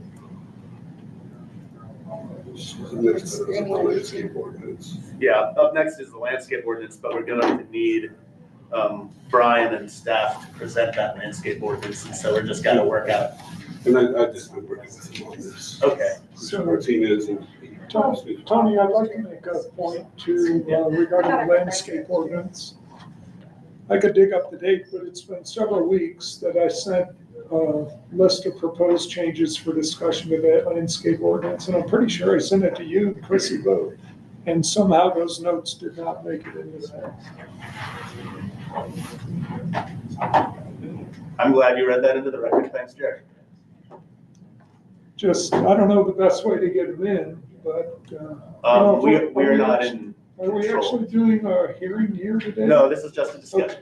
We're gonna let Andrew present, Okay, and this is not a hearing. It's no action item, no recommendation. We're just continuing to talk about it. all right, then what, I guess from a standpoint of Jerry, discussion, let's let him just get his thing done with. what would be the best way to get the comments to you so that, We're not, Jerry, I'm just gonna let him go, but I'm gonna let you know, we're not in control of what people choose to read. I'm sorry about that. In fact, I'll address that just because it's a question here is, so this, were your comments specifically on the 4 items that are in this landscape ordinance amendment? absolutely, very detailed. Okay. So what we're looking at here, I'll just explain, is that with this Department of Water Resources, with their sod buyback program, they require certain things to be amended into landscaping ordinance. And we're using the same boilerplate that Iron County and other jurisdictions have. I've been working with Commissioner Martinez on that back and forth on a few of the sections on there, and also working with the Department of Water Resources of the state, the sod buyback program. And so essentially, we're just looking at those things that are the minimum requirement so that we can get the sod buyback program working for some individuals. And when we look at things, sometimes we have things that are important, and then sometimes we have things that are urgent. And this is one that we're waiting on, just these couple items so that we can go through that portion. I'm sorry, I didn't get any of your comments on this specifically. Again, we're just trying to get that minimum required to get the sod buyback program. Understanding we have to continue on with a major change to the zoning ordinance. And Andrew, I understand that completely. The main issue I had is there are a few things in there that, I've built a dozen homes or so. I've done the landscaping on them myself. I know this routine. And there are a few things in there that just don't work. And those are the comments that I made. So all I want to do is make sure they get in the next rev, or at least are considered. Yeah, and so I'm done with the staff presentation, so up to the chair is to. We can discuss them today, right now. It wouldn't take long if you want. Tony, it's up to you, but I just would like to make sure they're considered. For the sake of, I'll give you plenty of time, Jerry. Okay. I would like to do our best, because this is a discussion item.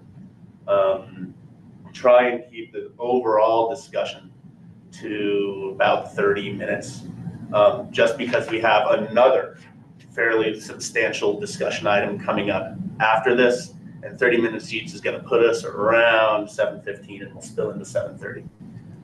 And I know we've got parents and yada yada, so we'll just try and keep it a little bit tight. And I will lead off like this discussion with our planning commissioners. I was approached by this was less of an ex parte communication on my part, because I didn't really have any correspondence. I was approached by the director of water resources. She happened to be on the river at the same time as me, and was like, "You're the county planning commissioner. You should do what you can to get the buy-in to the program, and then polish it up after you can get people enrolled." That was the advice of the grant administrator of this program. I have continuously recused myself from actual voting on this topic because I'm an employee of the agency that administers this grant money. I'm not going to really participate in this conversation other than pass that message along from the director of water resources and maybe steer the conversation. That's the same message I received talking with him. Did they say why? That seems so. I'm not sure. I would speculate. I don't know. But most of these kinds of programs have like sunset dates. Like, you must get this on the books by a certain time or you'll never be able to again. Right? It's a program, but they always sunset because these programs cost money. Yeah, they only put in a certain block of funding for it, and then they can't make any promises beyond once that block of funding is spent.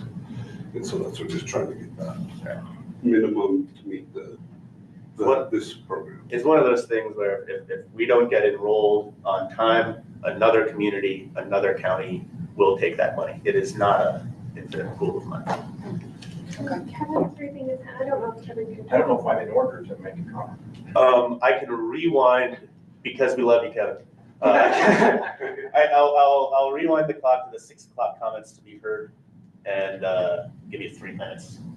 Okay, there's also a time crisis because there are people who have let their lawns go and not watering them. And if your grass is dead, then you don't qualify for any of this type of subsidy. Yeah, you can't remove it ahead of time. You can't have it die ahead of time, but it starts clicking once the ordinance is passed. I might just add to my comments that we at GWSSA are very much cognizant of our water crisis or situation and would like to see conservation matters happening.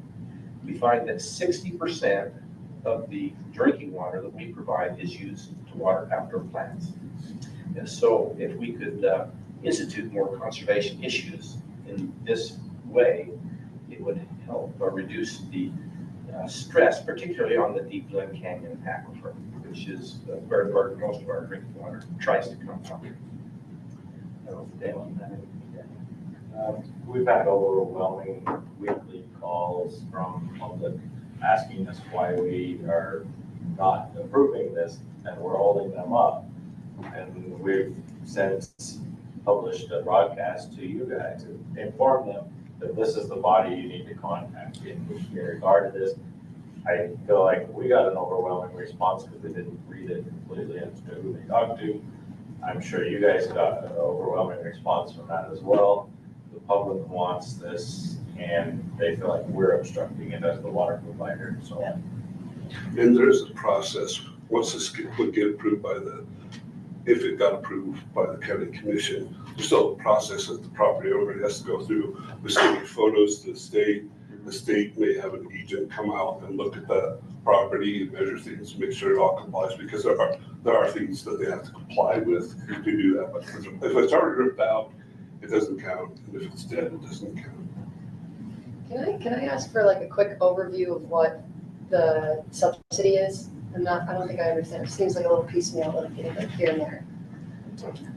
Yeah, so the state legislature has allocated funding for a sod buyback program.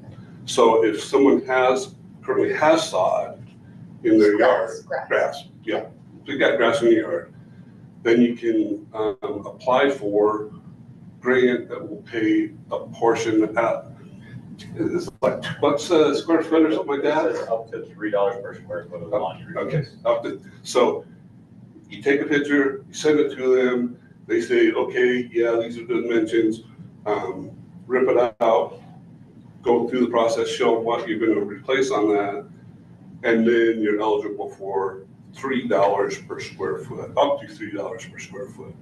Again, it's a block grant of funding, so it's not an ongoing pool of funding at the legislature. It's one time, and they can always re-up it again. But I think that's one of the things is that it's a block grant currently that's So basically, if you have ugly grass and it qualifies for this subsidy, they'll say, we'll give you $3 a square foot for new, fresh, good looking grass. Is that the right? No, it's ripping it out and you put the gravel. Okay. This is, you've seen it on ad on TV. This is the flip the strip that they do up in Salt Lake City. Gotcha. This is flip the strip. Flip the strip, okay. So it has to be replaced with not sod, but some. Water white plants, gravel or, Okay, thank you. One other comment, people who are watering lawn may find themselves at a lower tier rate. So they would not only save money in replacing their lawn, they would save money in the amount of water they're buying each month.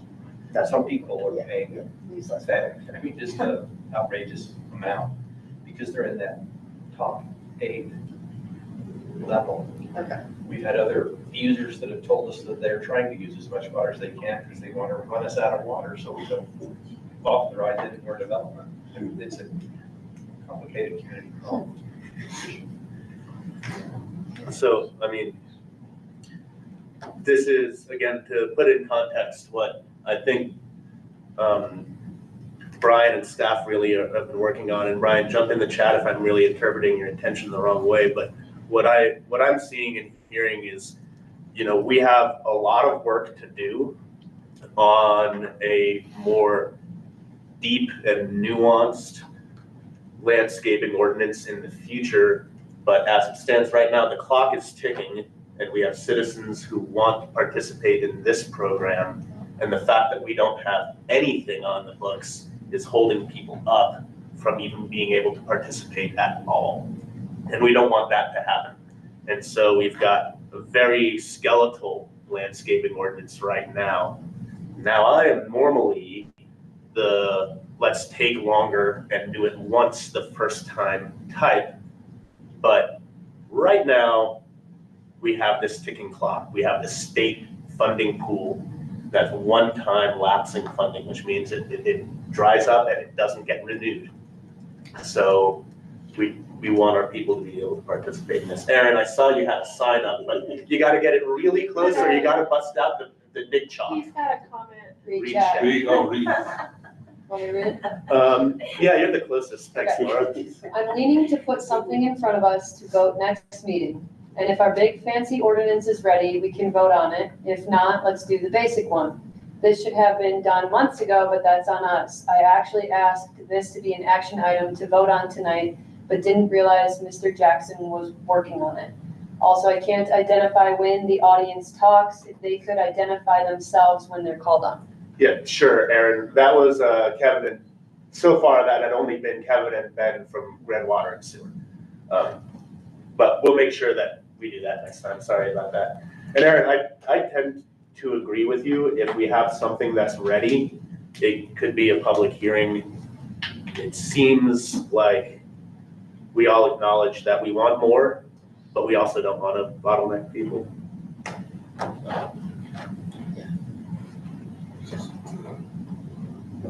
All right, ready to Do you want go? the comments I in the just have meeting, or if you want to say that, whatever. Andrew, I got a handful of comments on this that they're small, but they're important. Sure. So do you want me to run through those now, or, I guess maybe it'd be best to do it now. We've got time, right? All right, so the first No one. one necessarily have the answer. No, you don't have any. But yeah. And I'll follow these up by email, and I can make sure they go to you too, so you get exactly what I've got written here. But the first one is installation. And so the issue I got with letter C, installation, is it says you're not gonna get a CEO until you get it done. And the problem I got with that is, for commercial, that's fine. Residential, that's not okay. Right. A lot of residential people do it themselves, and what we'd be forcing people to do here is to use a commercial contractor instead of doing it themselves. And everybody, you can take a look at what it costs to do. What was the Cane Creek Road? What did it cost to have landscaping done there professionally? It was a 7-figure number. The local contractors know there's limited supply, and it's a budget record to do that. So my recommendation is, the other thing is, the end of the project is when you do the landscaping. You can't do it before the outside is done. You'll destroy the landscaping. What you're doing is pushing occupancy out months.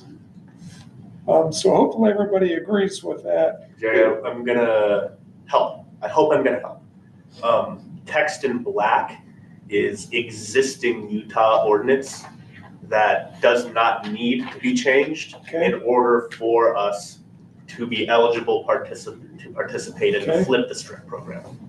Okay. It's either the underline or what's in red. It's the only thing that's Well, I changed. can take a look at that. That's not gonna fit with the comments that I got here. But anyways, item C, installation. My proposal is that we require done at CO for commercial, but not residential. If we want to impose a fine after a year or whatever, but really we need to give people a year to do it. The other part of that is there's only 2 times a year you can plant trees in Moab and have them survive, spring and fall, and they do better in the fall. So, And I guess to your point, it is just this section E. Okay. Yeah. With the 1 through 4, but when you put the section of the code forward, you have to, in the ordinance, you have to have that entire section, so it's in context, but it is only the section E. Of so water section E is the only thing we're Yeah, thinking we're not about changing- passing at this We're point. not changing anything else that's in the existing land use code. Okay. That is to say, because this is something that's going to be in front of our body first, we have to ask ourselves whether or not how many additional edits we want to make at this time before we simply include the language that is necessary to participate in the state buyback program, right? Section E is the only thing we need to do in order to participate in the state buyback program. I agree that there are a lot of things on this that need to be updated. So if C is currently not being enforced, then apparently, I can't speak to that. I can't because I finished a house 2 years ago and it was not. Yeah, all right, so I think with that comment, that makes a lot of sense. There are a few other things in here that need to be addressed too, but if we're looking at just amending it to get the state buyback, I'd be in favor of just adopting E, putting it in there, and continuing with the other updates that I have noted here as we do. Next land use quarter, code. when we have. Whenever we do. Or you can submit the other changes to either Christie or myself or Okay. Sean and I would get that going. Aaron's referring to like this big fancy ordinance. Have you looked at that one? There's this other one. I don't know if I've seen Yeah. that I've longer. tried to merge the two, and there's a lot of work there. Hey guys, that one's Katie Murphy's. Yeah. Yeah. Right, and I've asked her for a copy of that and I haven't seen it. We can talk, yeah. Yeah, I've got a copy too. Perfect. All right, so I'm just gonna say, as far as my other changes go, let's take them off the table at this point, move ahead with the, be practical about it, get it done, and we can consider these later. And if you do have any comments between now and the next meeting, on that section E, I'm happy to run all those things past the state I have folks, no since I've been in comments. contact with them on a few other things on this. I have no comments on the, Andrew, none at all. Thank you, appreciate it. Well, in that case, Sean, you can expect an email from me to include this as a public hearing at the 24th. Next one, Do we want to do it on the next one? 22. 22, thank you. Do we want to do it on the 22nd? Let's I see think what. for the sake of urgency on this, we should. Sure. Sean, do we have any other, I know Chrissy's not here, do you know if we have any other public hearings coming up on the 22nd? Nothing. My advice would be to work, oh, there's Chrissy, I'm sorry, I just didn't see you. You're just like hiding in the corner, you're blending in with the My mom always said I was a better door than the window. My recommendation would be to link up with Administrator Tyner, see what other public hearings may be coming to this body and triage as staff and leadership feel is appropriate there. Yeah. Super. So there was discussion 1, the landscape ordinance. We're gonna move on to discussion item number 2. MFR 45, and Aaron, I just wanted to, you can give me the thumbs up, thumbs down. When we corresponded about getting this on the agenda, you mentioned MFR 35, you meant 45 in that email? I just wasn't sure if there was like a second alternative C out there, 35, okay. Cool. Do we have anybody online? I know both Brian and Aaron are online and they've been having mic issues. Do either of you want to try your mic and see if we've gotten that fixed yet? No. Hello, can you hear No, me? Aaron, I'm sorry, I can't hear you there.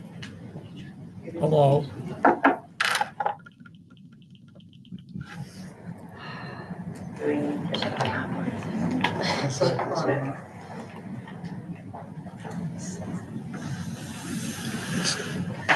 It's not this. I have It's been not this one. doing some research for Commissioner Martinez That's muted. Right? live developments in Provo Norm. I'm not saying suggesting anything like Provo Norm, just so that you got that. I have some densities for different projects there, et cetera. Happy to do a tour if anybody wants to come up. Well, I appreciate that. Is that my? Sorry, we could try it with my laptop.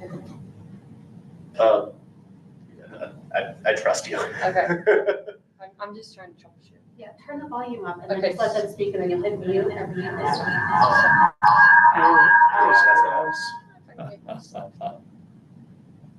We might have a solution, Brian. I really apologize for the technical. When are you up to recording too? Can I'm you going to guys start speak? commenting. I would really like Yeah. to. Can you guys talk? Yeah, I do. Try it? Okay.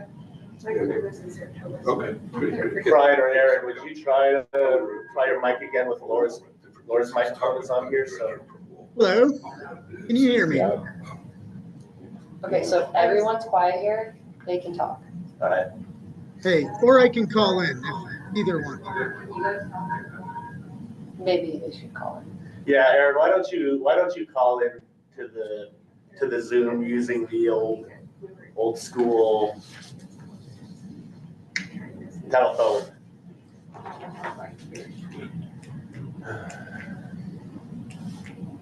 Aaron or Brian, whoever would like to present on the MFR 45 draft ordinance. Or we can do it. Commissioner Martinez had asked me just to tell you a little bit about some of the research that I've done and talked with him. Sure. Wherever you Sure, yeah. Commissioner Martinez, Andrew's here. He can probably take it away if that's just simpler. Thank you for your patience. Andrew? Sure. Floor is Yeah. And well, he can call and I can stop at any time. Just tell me when to stop. I'll try and be brief on it. But what I've done is I've contacted Provo and Orem. I know the planning director in Provo really well. Again, I'm not trying to say this is what you need to do, but just trying to give you some real world examples of this. And one of the things that we found,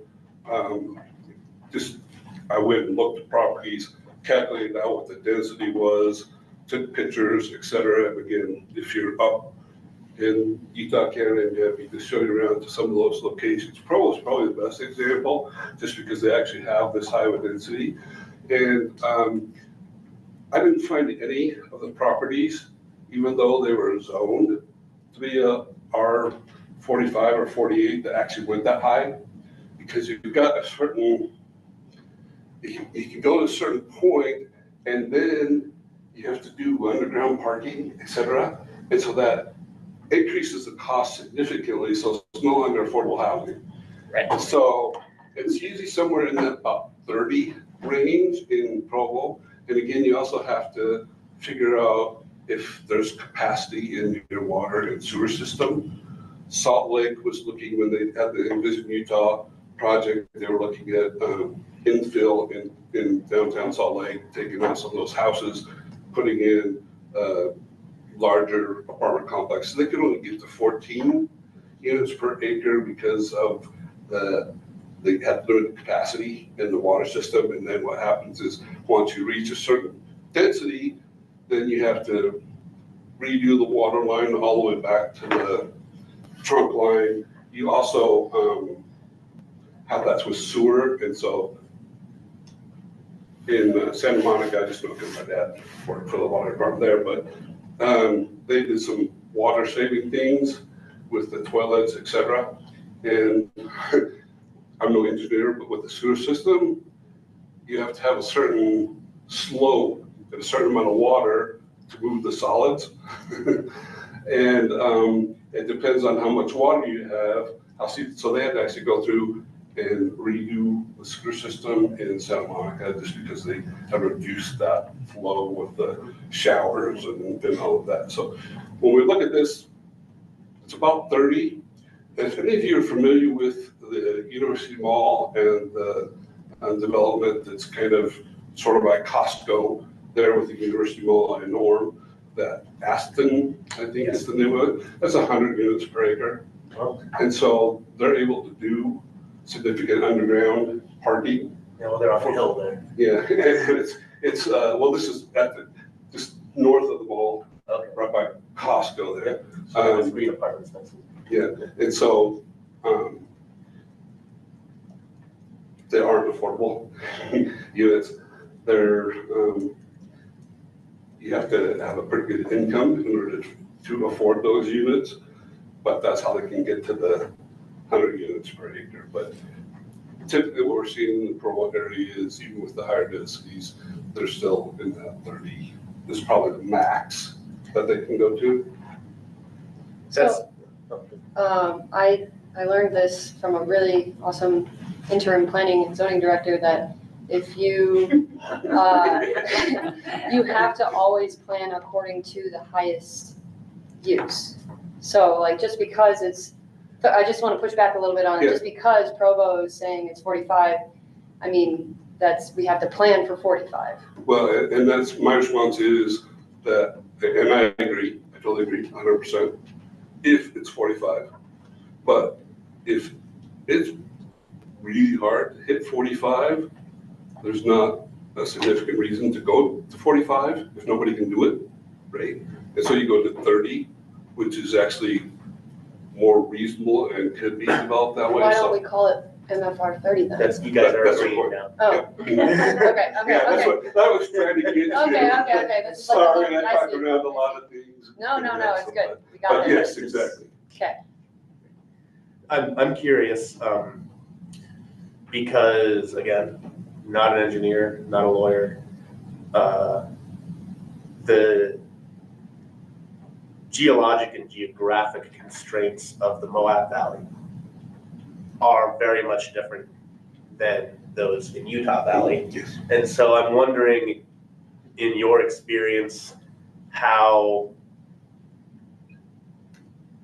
I would think that the constraints in the Moab Valley are even greater than those that are in Provo. We have steeper slopes, we have greater, larger areas of more significant geologic hazard, we have poorer groundwater, we have, just thinner soils. Just in general, we have a geographically more difficult climate building. We have expansive clays in a lot of places.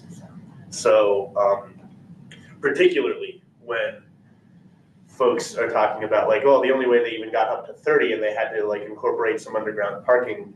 I was here when I remember the last time they tried to do underground parking.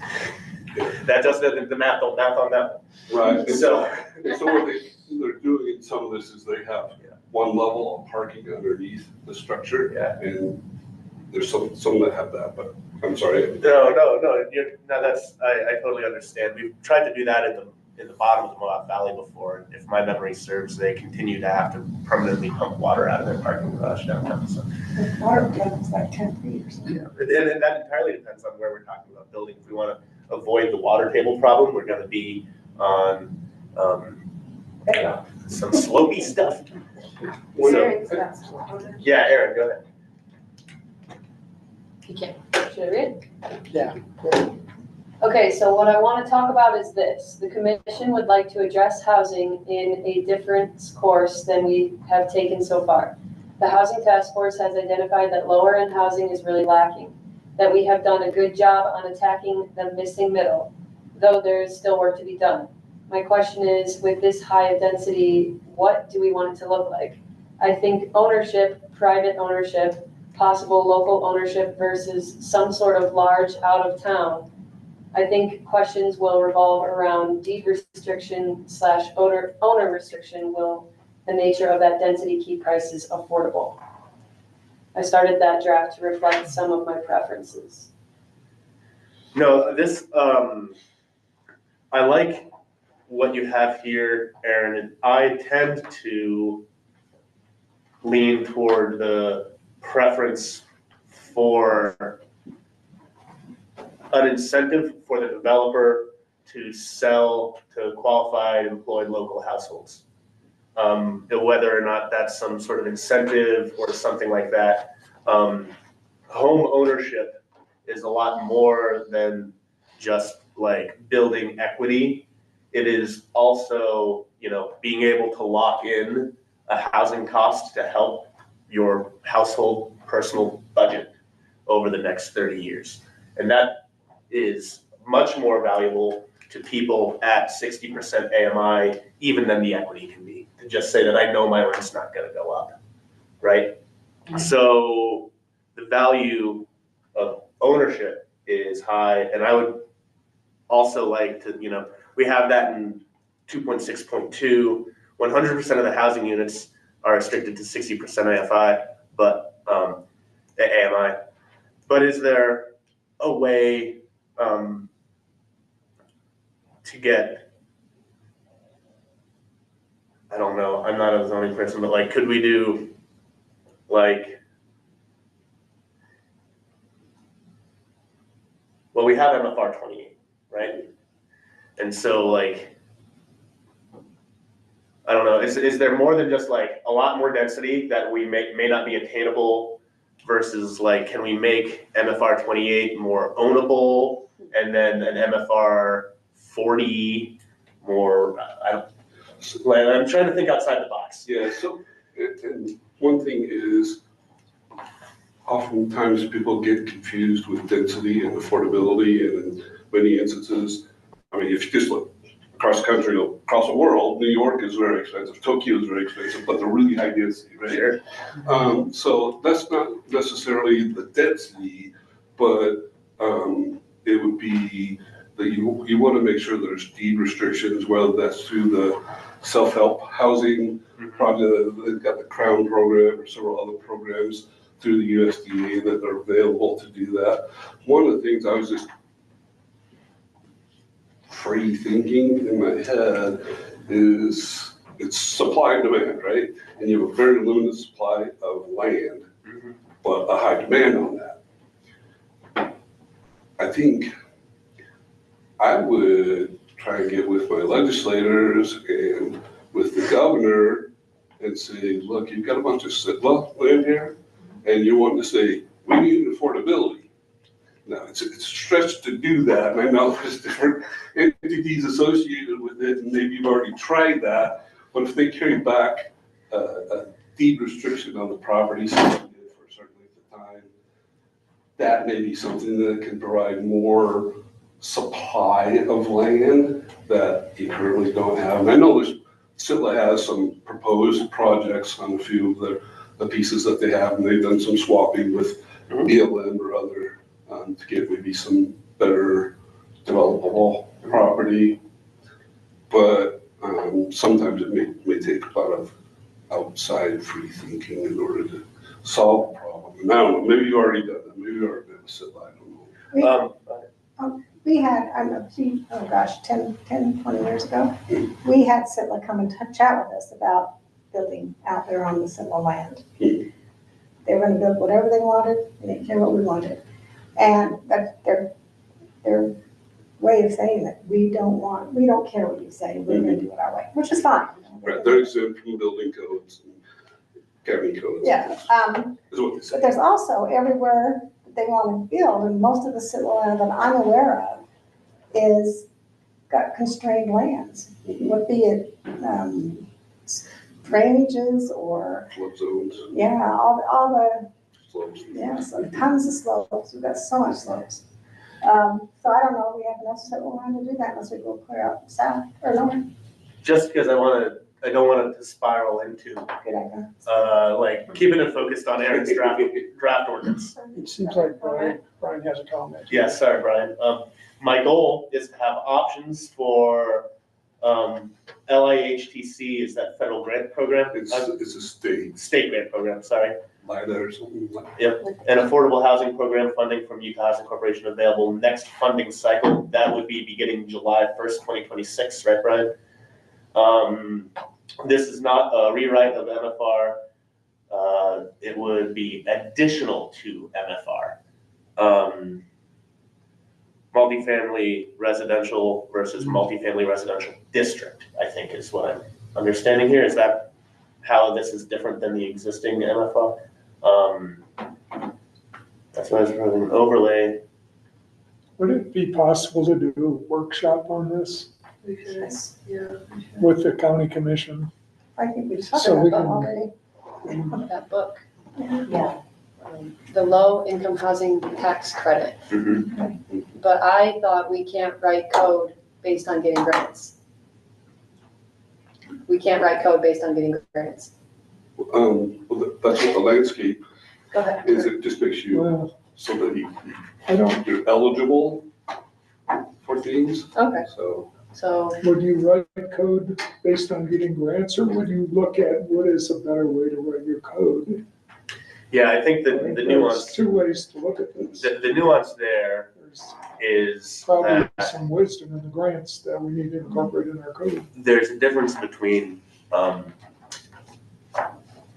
amending your code so that you become eligible for a grant and amending your code once you're sure that you're already getting the grant, and so you're going to change it. Like, I would like the opportunity to apply for this, so I'm going to change the code so that I'm able to apply, is one thing, versus like, I have the intention to, an expectation that I will receive this money. It gets into stuff that doesn't get written down, and I'm going to use words that Stephen's going to freak out, things like good faith and transparency, and it's very murky. Well, I agree with Brian. Oh, sorry. No, you're okay. May I ask a question and make a comment real quick? Sure. Okay. I did send out an article. It was from a nonprofit. I can't remember now, but basically kind of like the good, the bad, and the ugly of LIHTC. So hopefully you guys got a chance to read that. I thought it was interesting. And then Brian, do you have a specific project in mind? Because it seems like you do. Could you tell us more about that project? He's gonna have to tell you. Yeah. I mean, you have a funding cycle in mind, so you guys must have the actual project in mind. Is that correct? This may be better addressed at a in-person workshop. Okay, Yeah. sounds good. and I can always try and call Ms. Martinez if she, I don't know if that still would get the same feedback that you did. Not sure. Is state and federal funding, maybe it's upset, yes, yeah, I would tend to agree with that. So I think what we're trying to do is figure out how to get, I guess I'm looking for a little bit of clarification, Brian and Aaron, about, you're saying this MFR 45 it's not a rewrite of the existing multifamily residential zone. So I'm just like, a little bit more clarification on like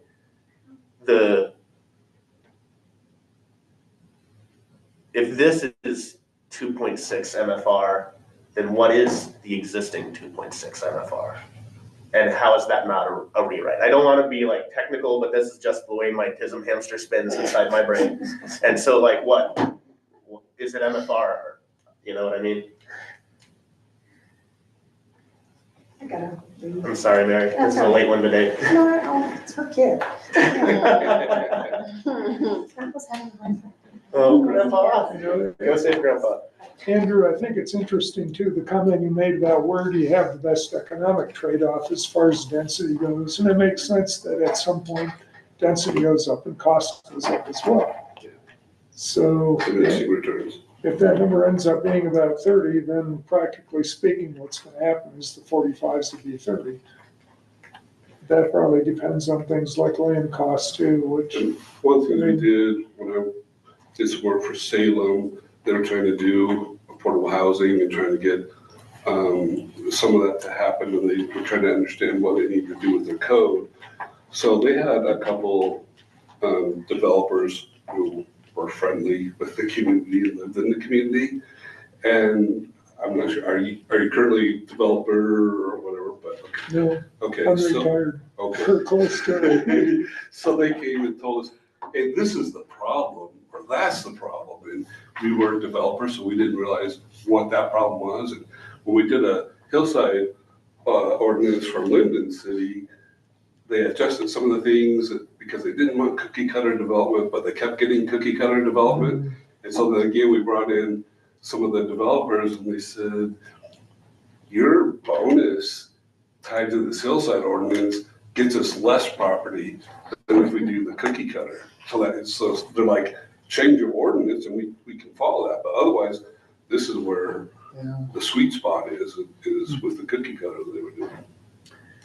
I saw Brian's comment here. He says it'd be easier to explain in person. And I think we would actually be able to have a really good, productive conversation with not a regular meeting, but rather have the commissioners, ordinance proponents, all of us kind of meet in person, maybe here. I don't know. I'm going to throw up a couple random dates. There's obviously next Monday. Mondays I already cry every Monday morning, so I'm just going to stick with Mondays. I'm available on the 15th and the 29th. I will not be here for the regular meeting on the 22nd. I'm driving boats in Deso, so I'm to work. But it's common to do a workshop before a regular PC meeting, from 3:30 to 4:30, if that works for people's schedules, but it's a Monday, yada, yada. Just lubricating the schedule. What we got? Tony, I'm gonna be missing at the next meeting too. I'll join online, but basically I'm out after today until October 5th. That sounds tropical. Yeah, well, yeah. Well, yeah. Anyway, so but I can join online. All right. And hopefully we could. Brian asked if we're scheduling a workshop for MR 45. Yeah, I would like to, if we could. Just to maybe suss out a little bit the difference between, we don't have MFR 45, but we have MFR 28, and how that's, and also, it would be easier to explain in person, so that would work. Yep. And Tony, one other thing that I think increasing density, I think all of us would agree with. It's something that needs to happen. The only question I got is, where would this go? And there's two places that we've already identified on the future land use plan, which are Resource Boulevard and the Spanish Trail. No, those two. But I think as much as more density is important, the underlying question that goes with that is, where would it be applicable to do that? Right. And I completely agree with you. And specifically as to those two nodes, the question that I would have, maybe the first thing, can we achieve those goals in the flume with the MFR ordinance that we have on the books already?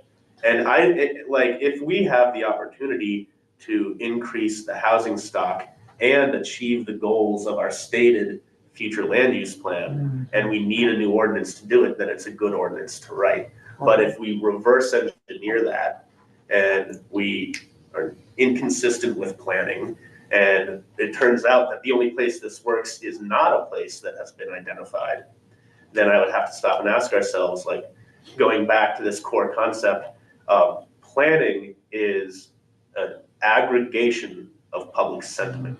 It's like the comment of the community compiled. And so I think that's the thing, is once we have the bare bones of what MFR 45 looks like, we do want to have some sort of GIS interpretation of what lots is going to get pinged by this, and see, does this line up with the community's stated intentions, Right. or are we going to have 50 people in here talking about their view of the LaSalle's? Right.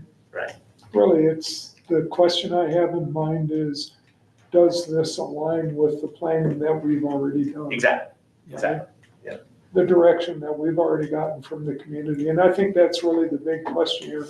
The numbers we can work with, we can change tables, we can do things like that. The question really is, where does this go? Mm-hmm. And in my mind, it needs to align with what we've already, the work we've done with the community today. So as we set this workshop, let's try, if we have anything that resembles an agenda, let's sit down with some geospatial reference and the plan in front of us so that we can like contextualize the landscape of our zoning. I'm a geography. I freak out every time I've been to, I don't know, 50 of these meetings. And what's that, 200? No. 100. And we don't have maps. So I'd be curious. Anyway. Michael Jordan is a geography major. Really? He has his bachelor's from North Carolina in geography. No way. I'm a geography major from BYU, so you know. It's a great interdisciplinary science. The income level with Michael Jordan being in there really was like, those graduates made much. We can also add in, you know, if you have enough time to notify, but have people from the state funding sources to let us know what those sources available, what those timeframes are, what they think is going to happen in the future, funding, et cetera. And also, I think is the Southeast Association of Governments, they have the housing authority there. The housing authority is local here. We can get them. Yeah. So get them and get the state folks here as well. Probably in person would be better. And, you know, I mean, it's part of their job is to go around throughout the state and help people understand the programs that are available. Do we know where this came from, the MFR 45? Is it?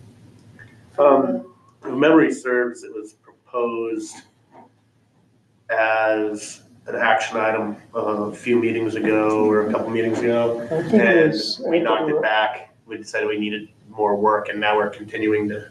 I think it was at the direction of the council, wasn't it, Trish? Yeah, I think Brian, is that correct, Brian? Yeah, Brian brought that forward, I think, to Chrissy. I can, if you guys want. This was sent via an email to me a while ago. I kind of was like, whoa, this is a lot and incomplete. And so then I rewrote it, brought it back to you guys, and then we wanted to do the workshop before we moved forward on it. And that's where it sort of ended. Okay. But yeah, the one, I don't know what you guys have in front of you. I haven't seen it. The one, the original one that was sent to me, it repealed and replaced MFR, what was in the land use code. So anyone who Which already. MFR? The entire thing. So anyone that So there MFR was no was. more 28, there was no more 16, it was just 45. It was just the 45, and you had to use the federal grant to do it. And I didn't like that, so that's why I rewrote it, and then we came with the discussion item last time. And then, now we're here. It's I think, an ordinance like this, that'll be the second thing I'd like to talk about. What does MFR 45 affect on the plat map? And second, how does it integrate into, it's like, I understand this is not a rewrite of the MFR 16s and 28, but does it build on top of that? Does it, others, like what clauses supersede, because I imagine that MFR 16 and 28 also like mutually co-reference other parts of things, and it's very, very messy. And so So the workshop is going to be presented by Brian, maybe? Would you be presenting the workshop? Yes, no, maybe? I guess I just wondered because, At least some overview to get us started. Brian, and instead of making it on one person, we can have it be the housing task force or housing subcommittee. I forget, is this subcommittee or task force? Aaron, are you the subcommittee or the task force? Aaron's the task force. Task force, Yeah. subcommittee. And Brian, he's the housing task force. Aaron is. maybe it could be everybody. Yeah. And then, Okay. Great. Yeah. Cool. Yeah, sorry, I'm getting into the questions that I probably asked there at that meeting, so. I really just need a date. Yeah, schedule. The 22nd, I might also not be here. to be determined, but that week, the 23rd, 24th, 25th, 26th, in the evenings, I could make that work for a workshop. I know that it's tight, but the 15th, the 15th is no good? Nope, I'm going on a Dustin Brager trip. Doubt me. What am I doing wrong?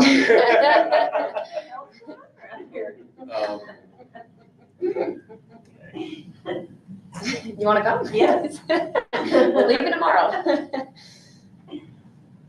Sorry. No, don't. I would don't love to be apologize. there. If it works for most people and I can't be there, I'll listen to the minutes or something. September's just tough, man. Yeah, Because it's just a workshop, we're not actioning anything. yeah. So, You think of the So 22nd? just typically workshops, and for volunteer boards occur on the days that the people have already volunteered to appear. And that is always the best practice, especially when a board is voluntary. So and that's just an aside, you guys can do what you want, but that's the way that I would sort of look at it first. I tend to appreciate that point of view. That gives us the 22nd or the 6th. Yeah, and Is it the 13th? I have much less constraints. I mean, I'm not gonna be there anyway, but like, I don't have a family. You guys are my family. Brian Um, says the 22nd works for him. Cool. Aaron, does the 22nd work for you? Because you guys are kind of like the And core. Aaron looks like he has plans on the 15th, so I.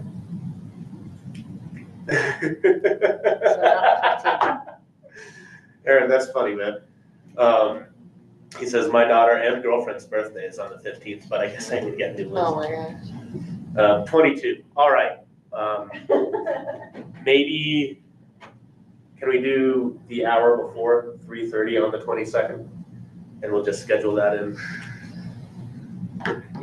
I'll be remote, but I can make it. And Tony, you won't be here? But I will, you'll be in my thoughts. 3:30 on the 22nd, we'll schedule that in. See if we can get someone from low-income housing tax credit in Hasu, just speaking it into the record again. And so the reason this came up was because they were like, hey, we should talk about this as a discussion item. I included it because we do need to discuss it more, but unfortunately, the parties, we need to have a productive discussion about this rather in-depth and hairy piece of ordinance. I mean, some of them might not even know we exist by name, low-income housing tax credit folks, for example. We would need to like get a hold of them and bring them down. These are people who are going to be traveling for a meeting. So that's probably why more than 3 days' notice is needed to unpack something as hairy as this. You know what I mean? So tell them ASAP. Yeah, I would, if we could, and Sean, I really don't I don't direct anybody. I'm just saying, if we could hit those guys up and say, we're having a meeting on the 22nd, can you send anybody? Or if we could make sure that they can virtually, that kind of thing. That would be great. Because I have no idea what, I thought LIDIC was a federal program. It may be administered through the state. Gotcha. A lot of things work like that. Well, we've got a date, we've got some goals, and we've got some partners. Do we have any more discussion for MFR 45? No? Okie dokie. Trish hit some future considerations. We'll want to make sure the water element of the general plan. I think, Andrew, you're working on that? You could say, no, you're not. There's a question about, because I'm expensive as a consultant. I realize that. Yeah. I saw But, the invoice. yeah, but I can also get things, Yeah, gotcha. gathering data stuff, and I can get it done cheaper than if you went out. Well, don't want to incidentally read administrative executive business into the legislative public record. Yes. So I'll just let you guys handle Okay, that. cool. But we'll wait for more updates on the water effort from you guys. Okay. What if there are? In that case, I would entertain a motion to adjourn the, what day is it then? Monday, September 8th. Monday, September 8th, regular planning commission meeting. I'll make a motion to adjourn the Monday, September 8th. Seconded. All in favor? Guys, thank you so much for 3.5 ain't so bad.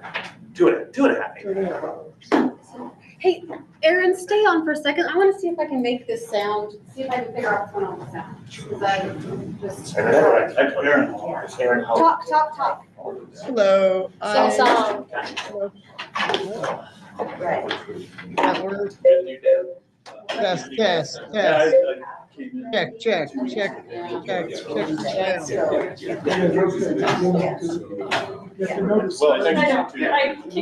thank you. Yeah. Glad you stopped by.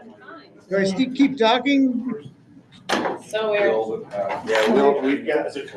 Bye, Aaron. Got a lot of love over here.